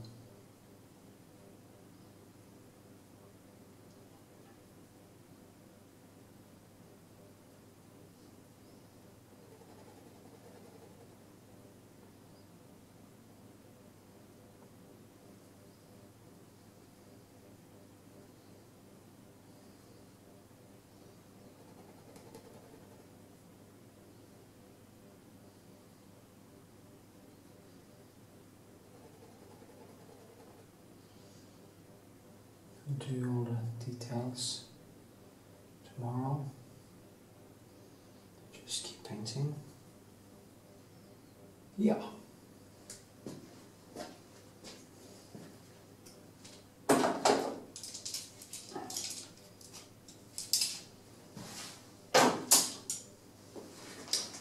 Cool. So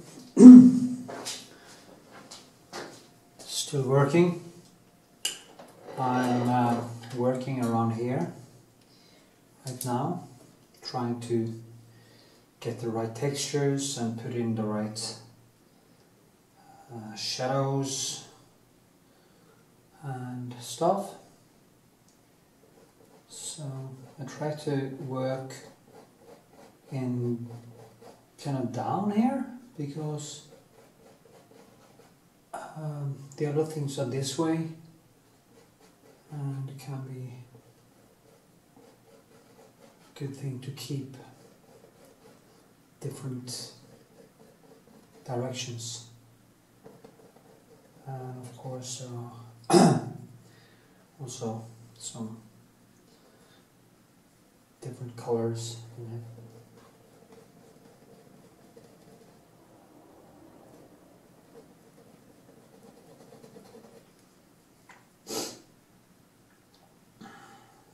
I've been working around inside here for a while. I can't possibly film the whole process because it takes a lot of time, more than you actually think. When you get into this more detailed work, it really are time-consuming work, and because in the end you are moving around smaller and smaller details. So yeah.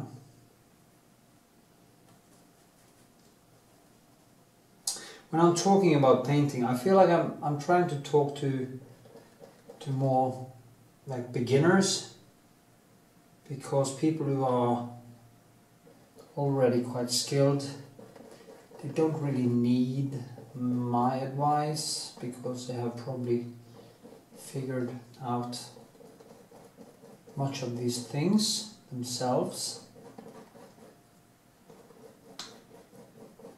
So yeah.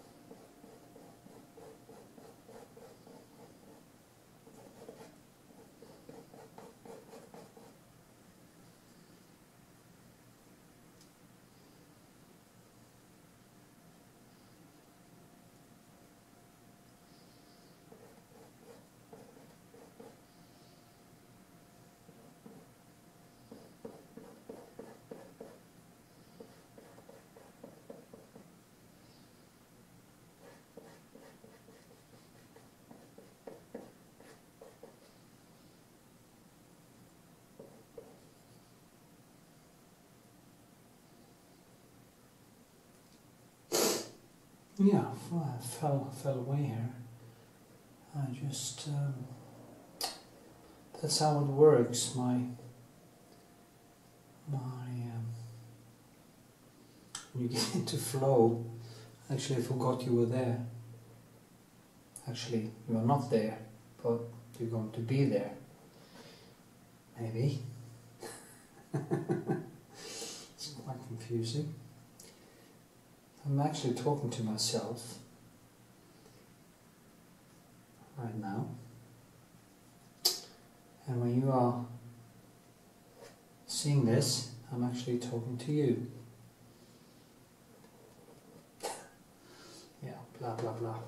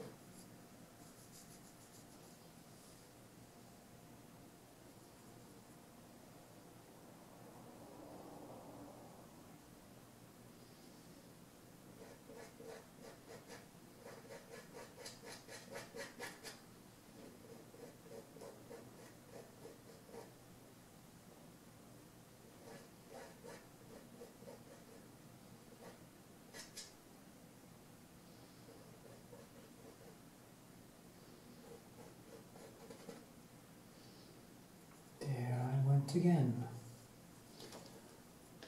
Okay, I'm gonna try to... It was nice for you just to listen to how the sound or the paint is instead of my voice all the time.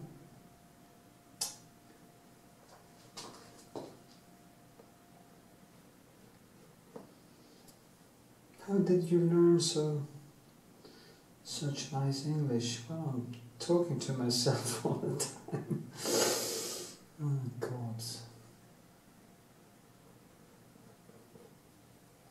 Actually, I learned English from movies, and I was actually quite good at English when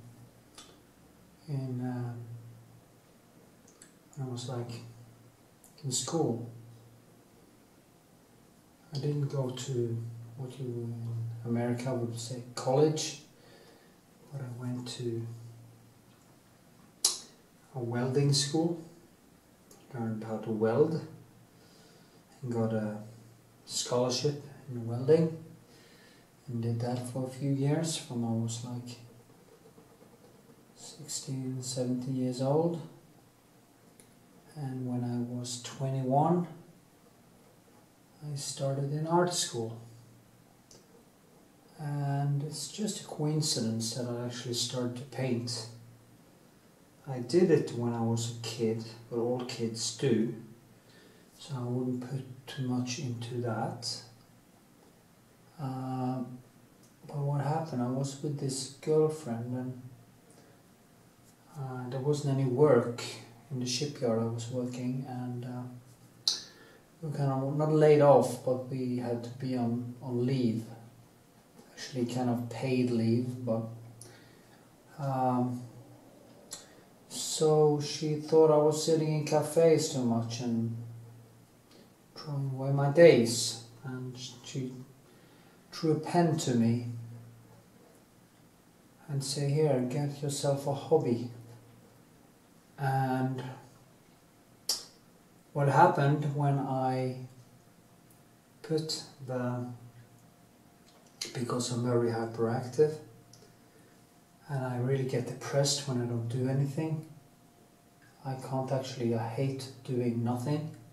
It's the worst thing that can happen to me.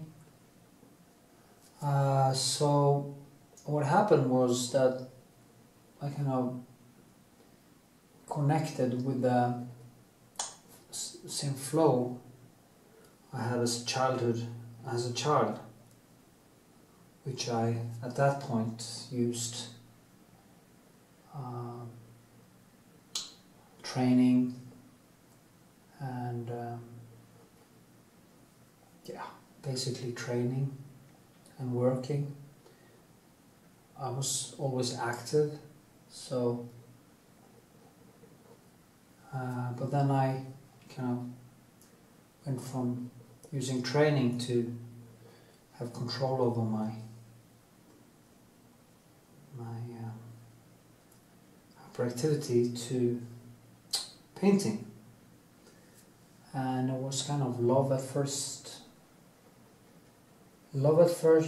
brushstroke or pencil stroke. So with a stroke of a pen I became an artist, and I wasn't really sure. I was thinking about becoming a commercial drawer or illustrator. I didn't have any skills. I was drawing like a 10-year-old. So, but I learned very fast because I worked like crazy. Only like the kind of hyperactive kids can do. Or when they put their mind to something, there's no stopping them. And that's the great thing about having that genetic variation, which is now these days looked at as a disease, which is, of course, it's not, just a genetic variation. So this, yeah, I kept working, and then I met a woman in drawing school who was in love with the Impressionists and Rembrandt and all that, and that is when I started painting, actually. And that was really, I knew immediately that I wanted to become a painter, and I painted like crazy.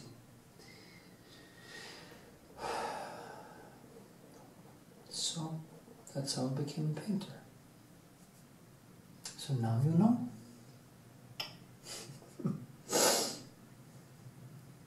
So it's all about work. Nobody would have, if they saw my first drawings when I was like 20, 21, nobody would have said that I had a talent for this.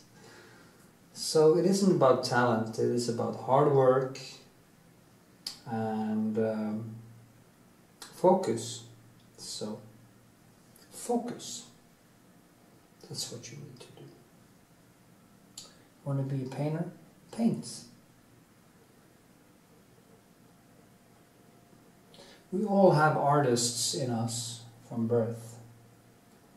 It comes with the territory, being a creative. You're a creative species because you have a big brain, and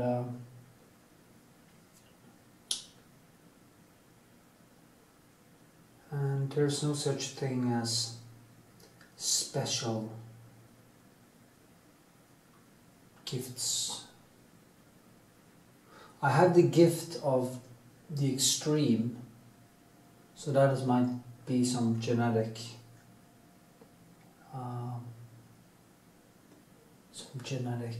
trait to that. I'm pretty sure there is, but I also have friends that doesn't show that kind of hyperactivity. Like when I was working as a welder, I was training like karate and boxing at the same day after I had been working for 8 hours as a welder. So my energy level was just out of this world, and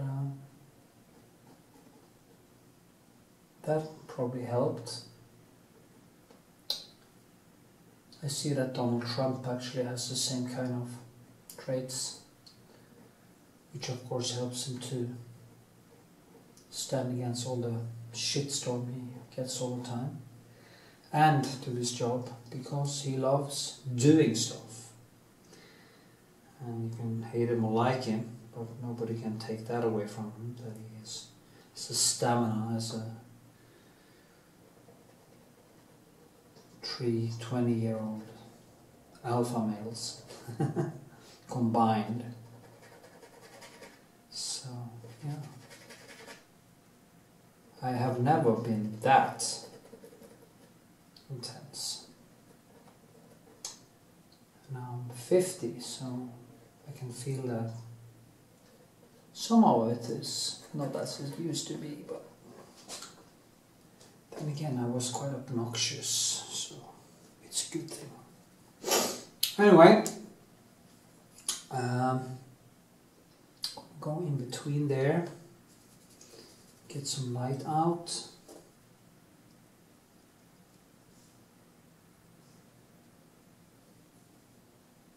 I do like this, and then I will tone it down after. That is the funny thing, you can shape things with a background.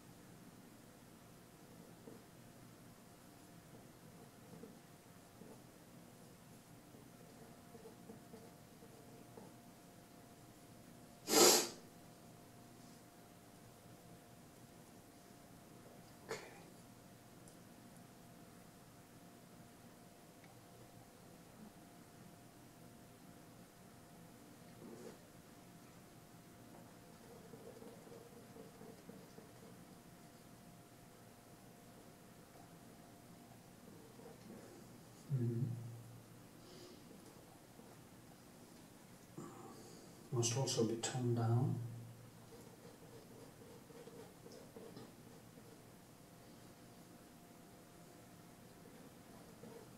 So, it's too light, but it has to be lighter than on this side. But it's kind of a different kind of light.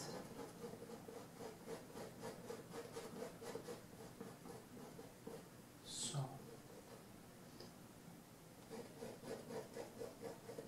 okay.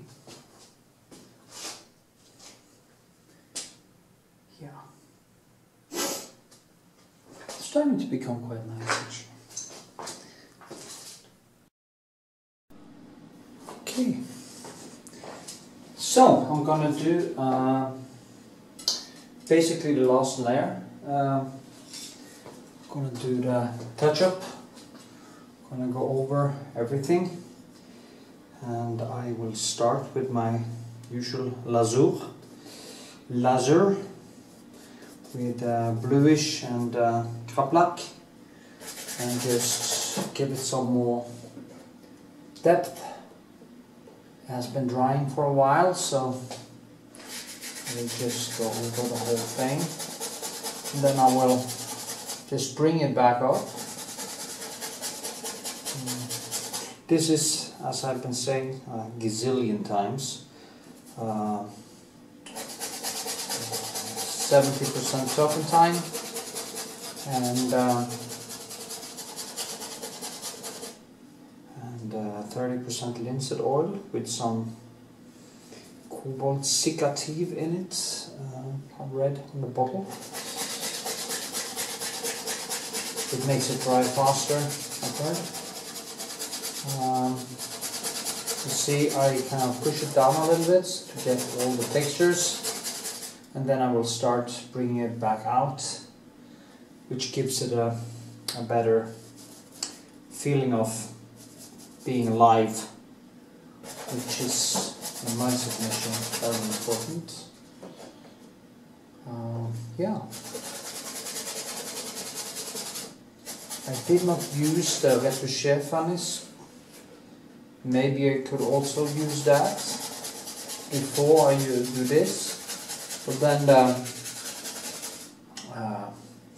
the colors I put the oil tend to stick a little bit better, and right now I just don't want that, because I want to take some of this off before I start. It is a very good way to get a new start every time you paint, and it isn't too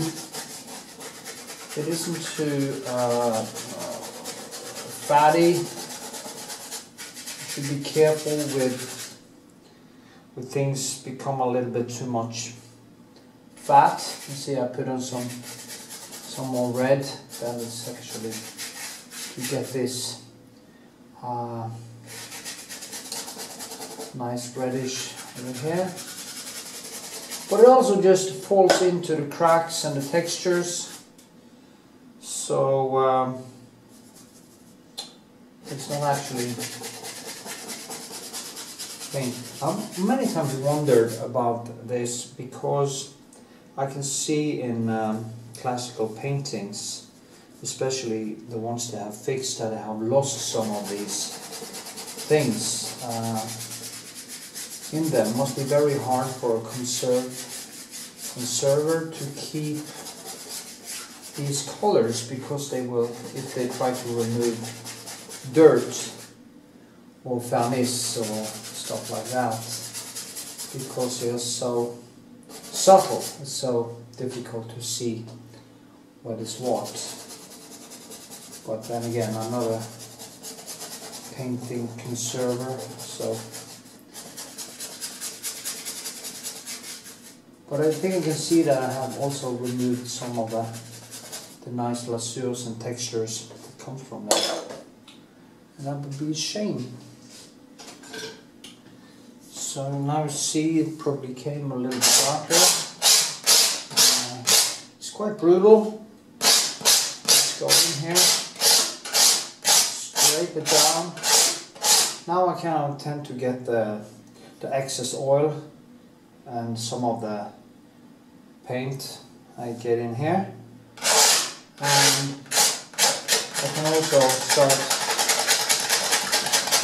getting textures and do like this, and you get some more natural textures out of it. So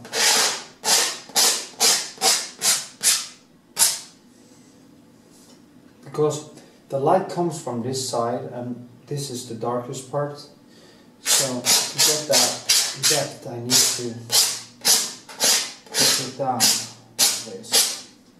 Okay, now usually when I start, I always like to start with the lightest area, because that gives me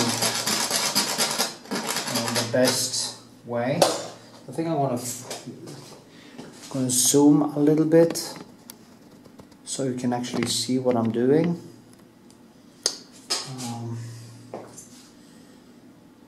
Maybe I should have it a little bit more. Okay, I'm gonna cut it off and start up again. So I needed a little bit more darker so you can actually see it. Starting with a small pencil, looking at the motif, find the right color. Now I also have to know there's color in the textures here, so I don't really need so much color in the white because it's already here, and then I start pulling it out, and now the colors I just put on basically melts into the white I put on, and it gives it a more natural feel to it. So I figure out these things myself. I didn't learn it from anyone.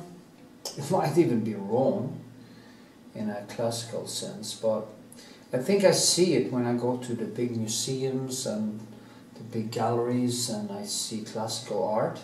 I think I see much of the same things in them, that they have been working a little bit like this, and because especially in some of Vermeer's paintings I can see his almost like a watercolor at certain points. In the shadows is kind of all fluid, and it's so beautiful, and it's because he probably used some of these techniques to get this this kind of fluid, more natural feel to the colors. Of course, the lasso also pushes the background down, so when I put in this I get a lot out of it, because this is now more clean and that is more dirty. So I get some freebies in a way. Yeah.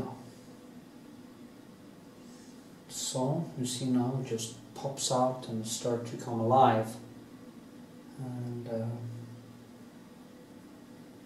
that's what I really enjoy with painting. It is this thing, seeing it kind of grow from the rough sketch into becoming more and more detailed, and it's beautiful. Now you see kind of how it comes out, and this one is a difficult one because it's pink. Pink is a very difficult color because it's a mix of blue and red, and you have to find the right way to keep the colors alive, at the same time put white into red, and that is actually quite difficult, because white tend to, it's not necessarily more,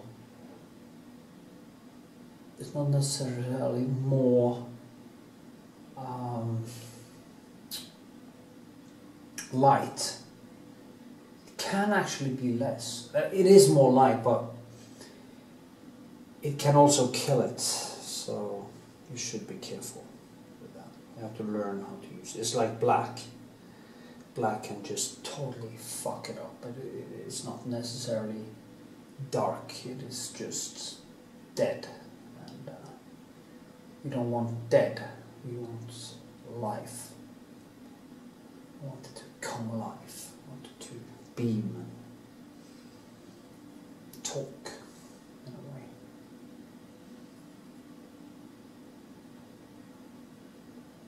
So yeah. Now here. See, now it's just, I'm letting the shadows, kind of leaving them alone, especially in the beginning now. So I'm letting the light I put in, I let that explain the shape, and yeah. One has to train the eyes on so many levels to figure these things out.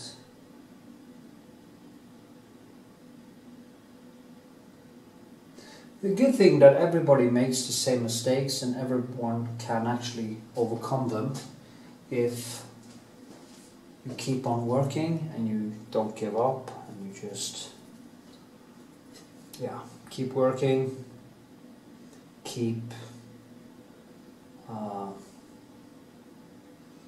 pushing yourself, and in the end it will turn out quite good, I think. This is very red, and it's so tempting to put in this.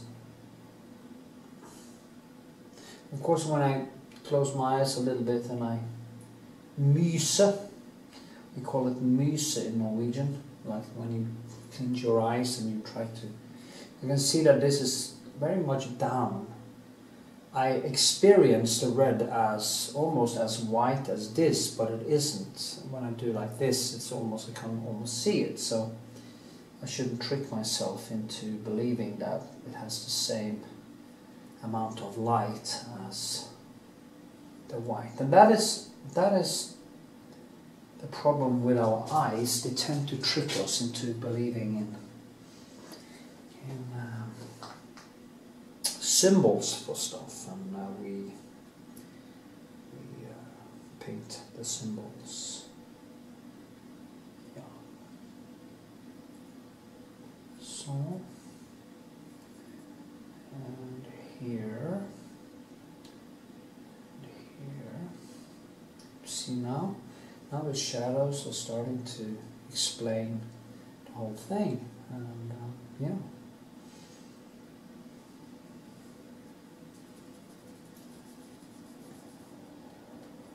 Okay, I'm going to paint on it for a while, and then I'm going to come back to it, and you can see the result. I just wanted to make this into such a long.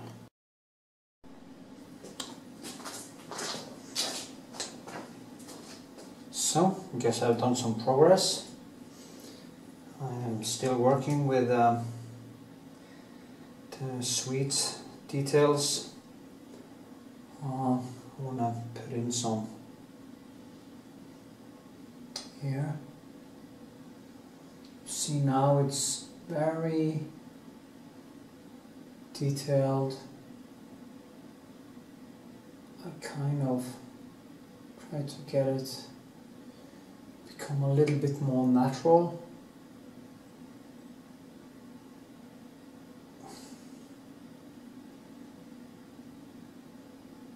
Nature isn't perfect. And that is something that as a painter you could keep in mind, that shapes are shaped by chaos, of course, into a certain mathematical predictable pattern, but that all the different things are just a tiny bit different. So we can't just pile on with the same shapes over and over. I lost something there, sadly.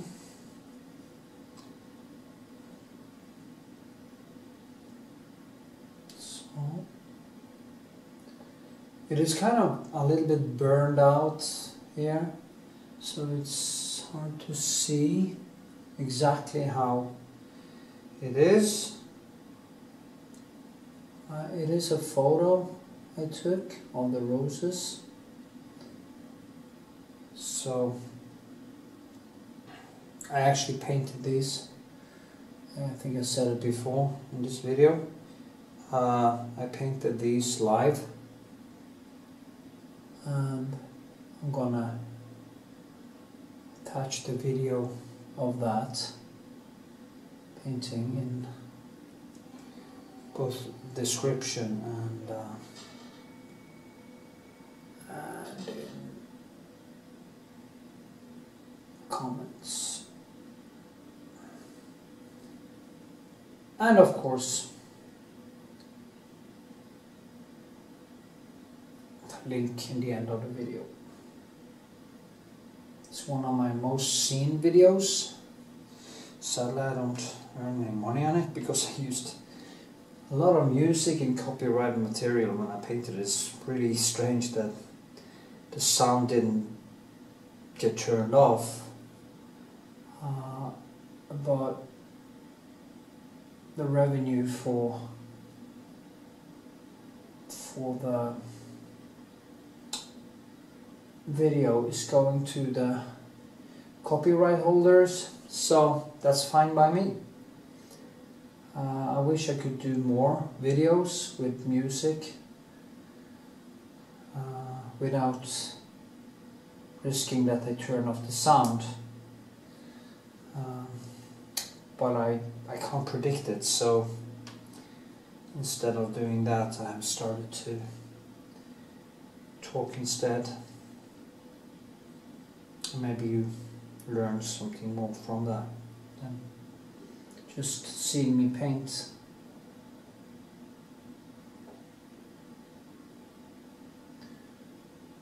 Hopefully.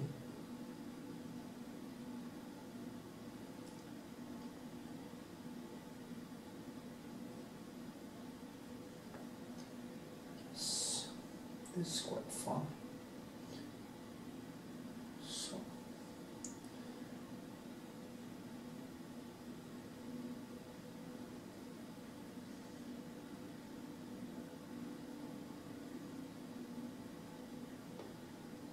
It's not totally as it is, but it's okay. It kind of comes out now, it's fun.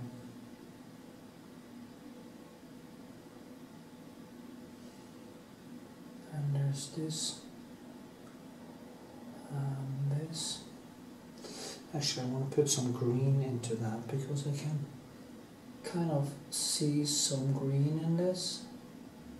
I guess there's some light coming down from here into this.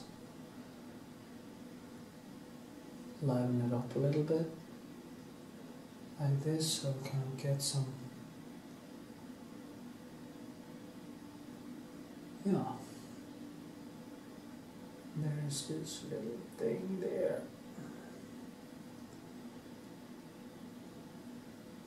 Maybe you now see why it takes a long time. It's not done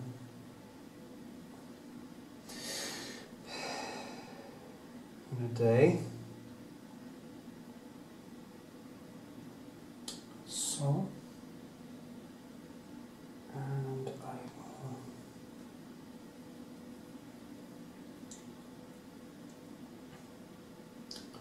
there are some green highlights.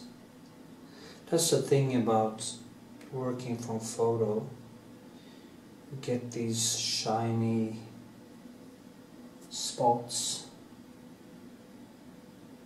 of light that you usually don't get when you paint it in natura.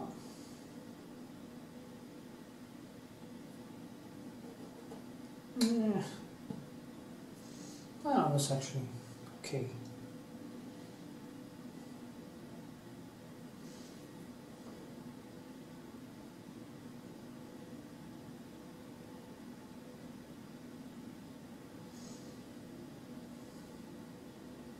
Just want one tiny highlight there, so that makes the whole thing come out.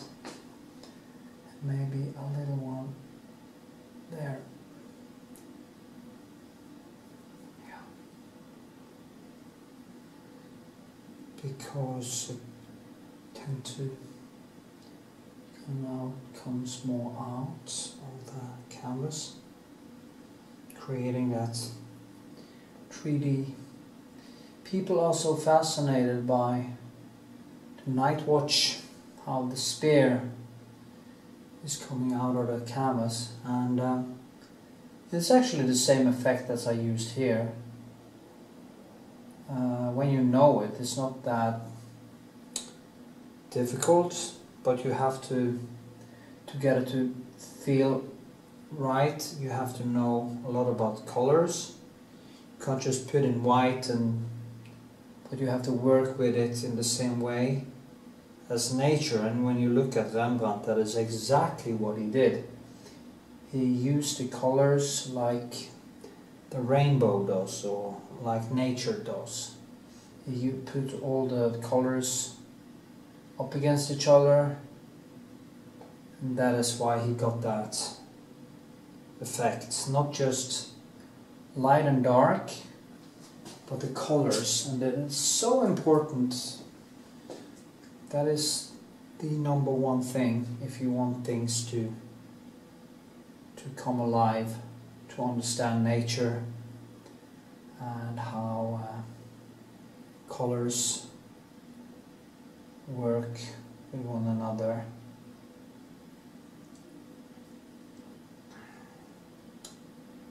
Putting the different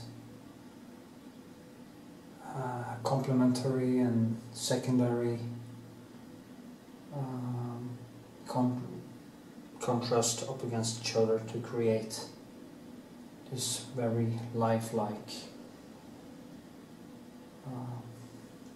color illusion. Can't do it with grey.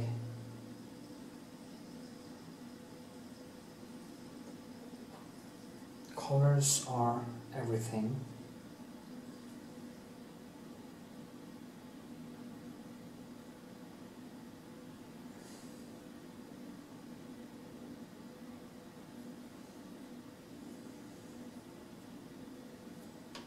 You see how detailed it's beautiful.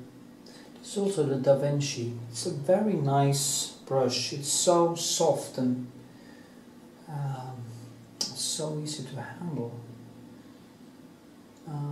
Usually I like the flat ones, but this one is just great. Synthetic actually, but it feels like boar or pig here.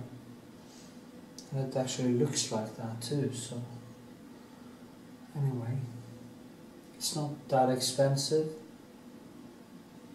It can remind me of the, I think I'm going to leave that. It can remind me of the sable pencils, which are very soft and dynamic. Just want to put in some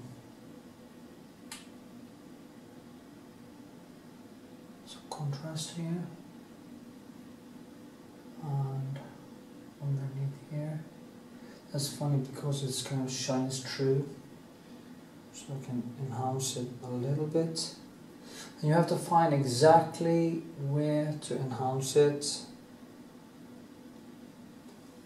That is why I like Leonardo da Vinci's drawings and also paintings. You see how he knew exactly where to enhance things. In the touch, when he was drawing, he always, you see the lines are from the thick lines to the lines that totally disappears, and therefore you get this very three-dimensional effect, or this effect, which I see in his drawings. And it's only done in that way, and that's where the poetry lays. That is what makes me stop in front of a painting or artwork, and people are able to do stuff like that. Too much. There was too much white, so I have to tone it down, and that kind of dynamic died because I put too much white into it, and it kind of killed other nice things I did. So I have to tone it down. A little bit of reddish, like this. These are the things that can actually drive me apeshit crazy when I'm painting, because the deeper I go into it, the more I see these things, and the more I go into it, even if it's just, it doesn't matter if the painting is huge or small, the more deeper I go into it, the more it demands of me, and yeah. But that's also the fascination and the release. When you get it right, you just beam. So nice and so beautiful. So yeah, that's why I paint, I think.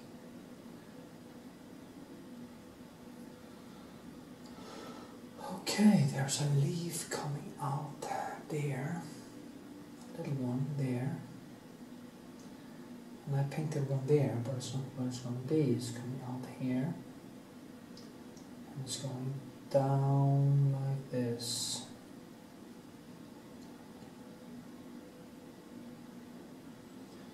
I always do some mistakes because I'm not using a projector. But I just have to accept that and try to do the best I can.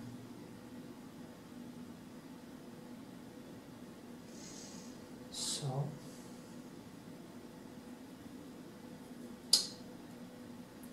I'll put in some green.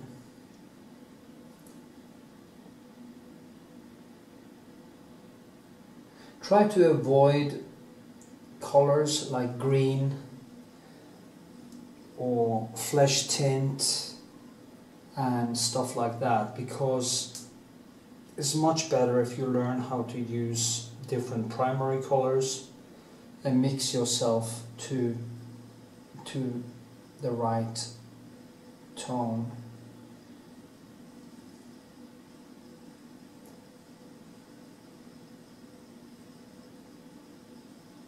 Skin in the light areas are usually a mix between reddish and kraplak, yellows and white in different layers and different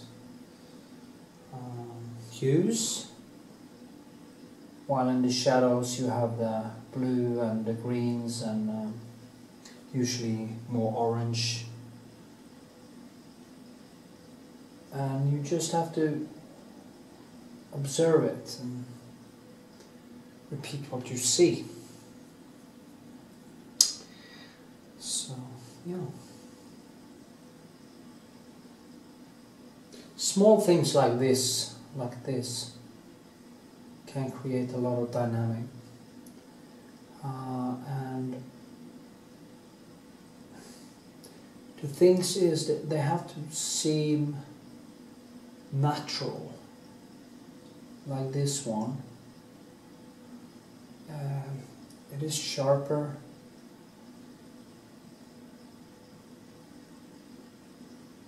And that's why what you do when you go deeper and deeper into it, start adjusting these things, and in the end things start to feel a little bit more natural.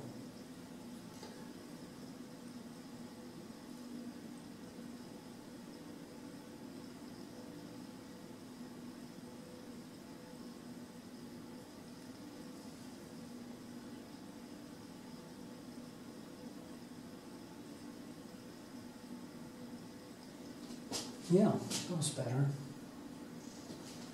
It comes alive. And I want to start putting in some texture in the background here. And then I'm going to work myself down. Yeah, and I will keep working and film a little bit more later. I hope to finish this today, so I have a lot of stuff to do. And I should have done it during the winter, but usually I go into some kind of total shutdown for a few months in winter time. Didn't get so much done. Of course I do stuff, but not like now. Guess I just have to start eating more fatty fish and take my D vitamin supplements. Anyway.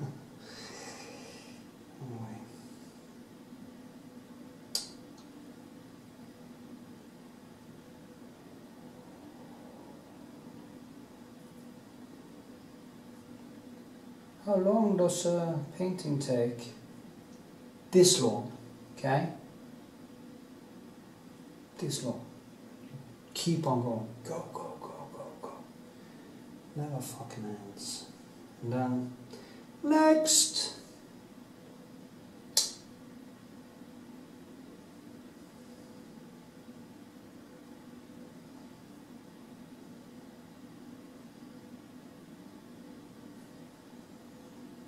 I saw this musician had died today. He was 41. I'm now 50.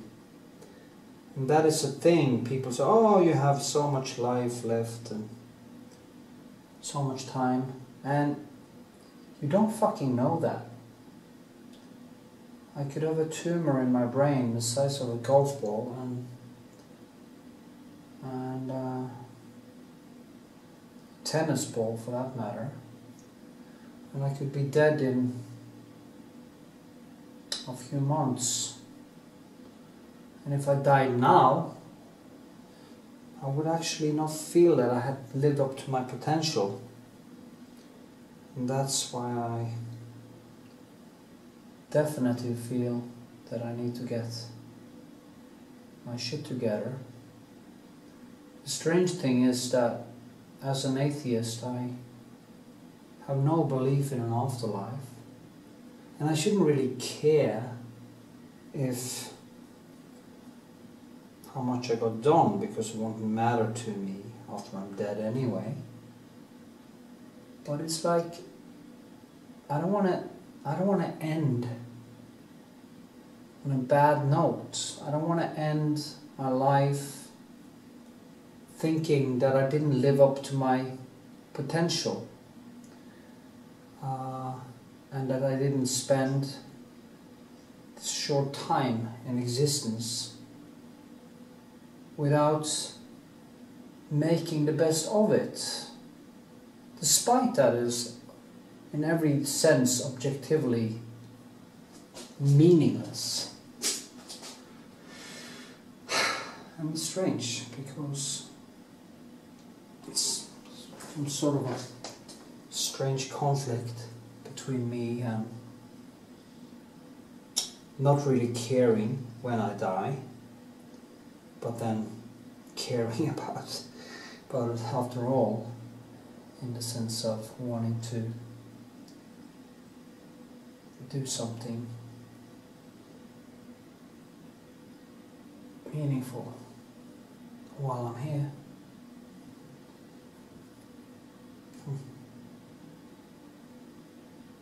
Strange days, I guess. In a way, when you become 50, you really start to, well, for me anyway, start to see the end. That was way too much. Talk too much, so I fuck up.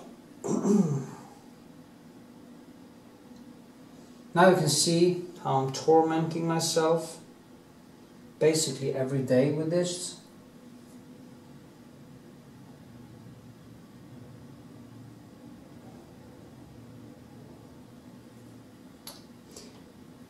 And how can I say that a flowery painting has any meaning at all?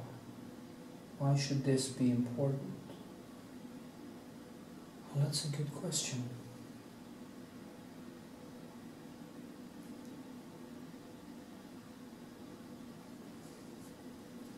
Hopefully it will be a little bit important for the people who pays for it, for the guy who pays for it.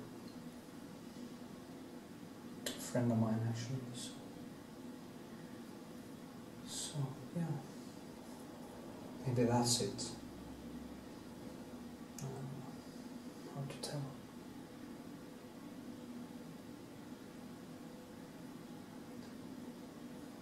If I keep on doing this now, I'm gonna ruin everything. Because this was actually nice as it was. Now I start to fuck it up. Because it stiffens up. Overkilling it. So, stop while you're ahead, asshole.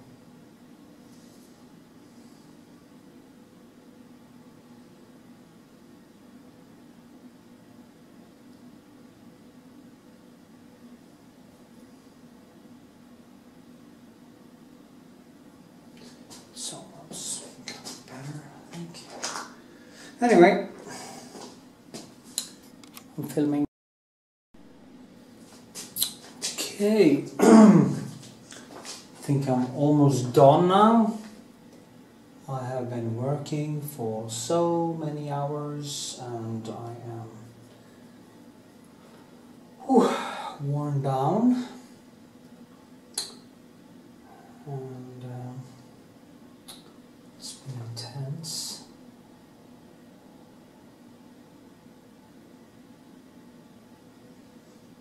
And I think the result is quite good, actually. And that is not bad coming from me. Just going to do some small adjustments. Like this has a scar in it.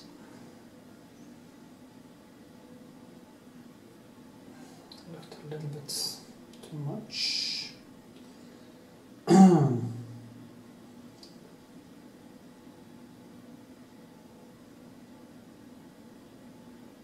There. It's like it's all these details that are kind of extremely time consuming.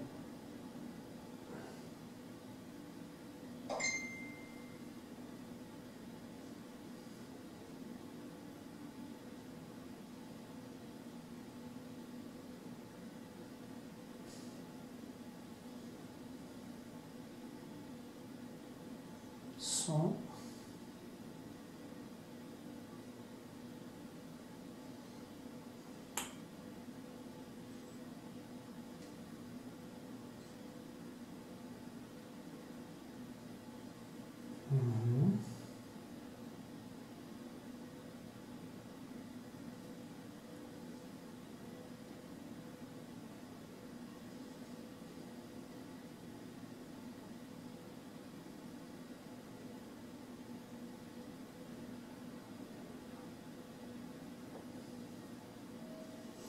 Just some small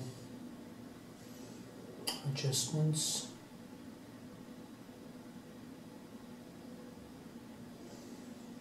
Gives it a little bit more life.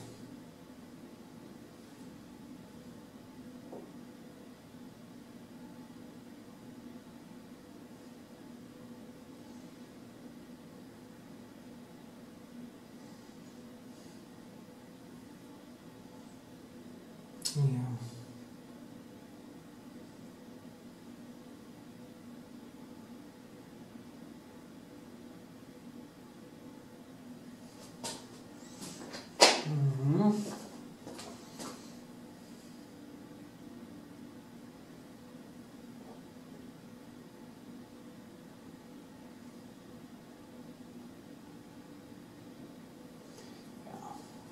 Overdo it because I don't want it to be drawn. Like, look, if you do too much symbols, detail, it will look a little bit too much like it's drawn and not painted, and it kind of loses the natural feel to it that I'm after. So one has to let some of the stuff be a little bit sketchy so that we keep it dynamic.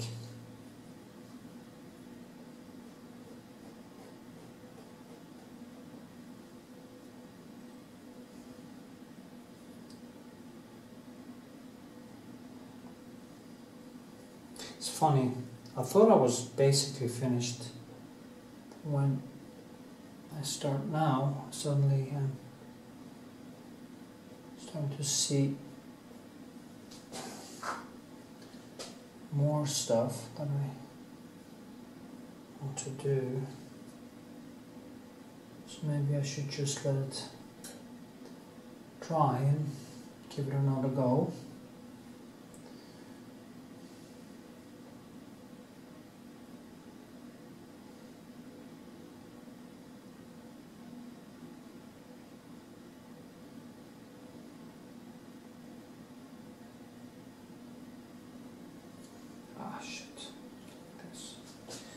Yeah, have some green in there too, so this.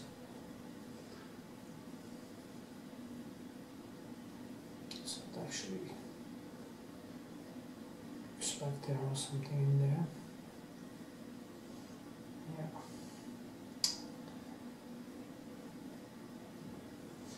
The illusion of glass.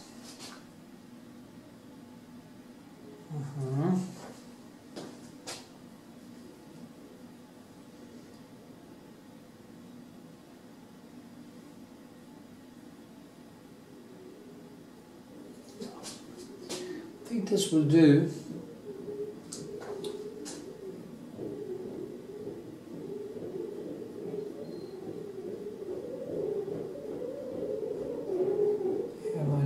Is coming with his fucking... I have a store upstairs and starts to move around his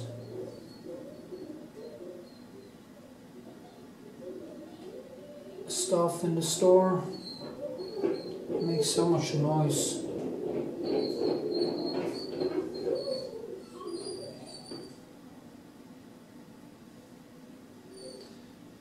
Makes you want to shoot somebody.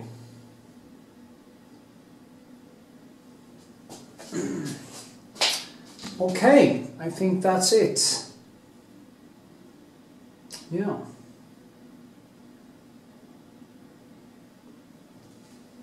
Or is it?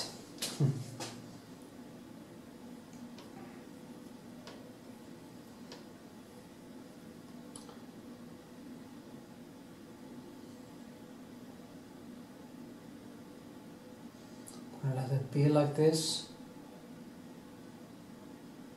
tomorrow. I'm going to go back into it.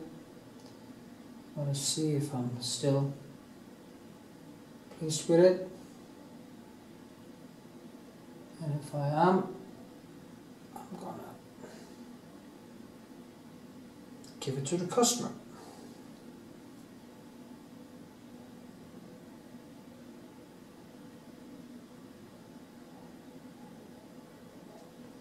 So,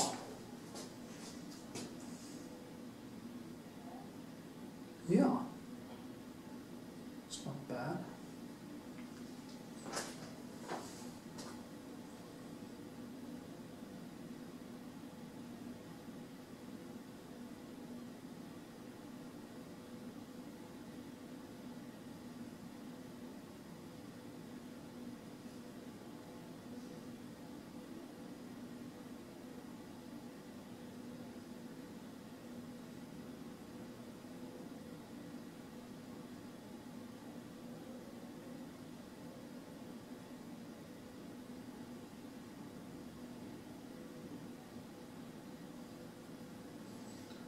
Oops.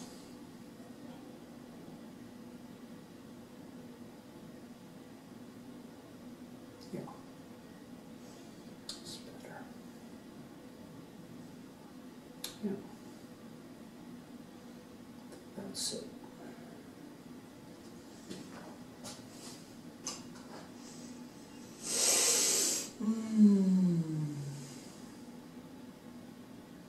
Yeah.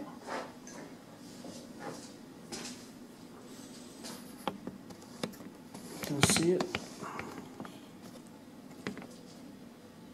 Okay.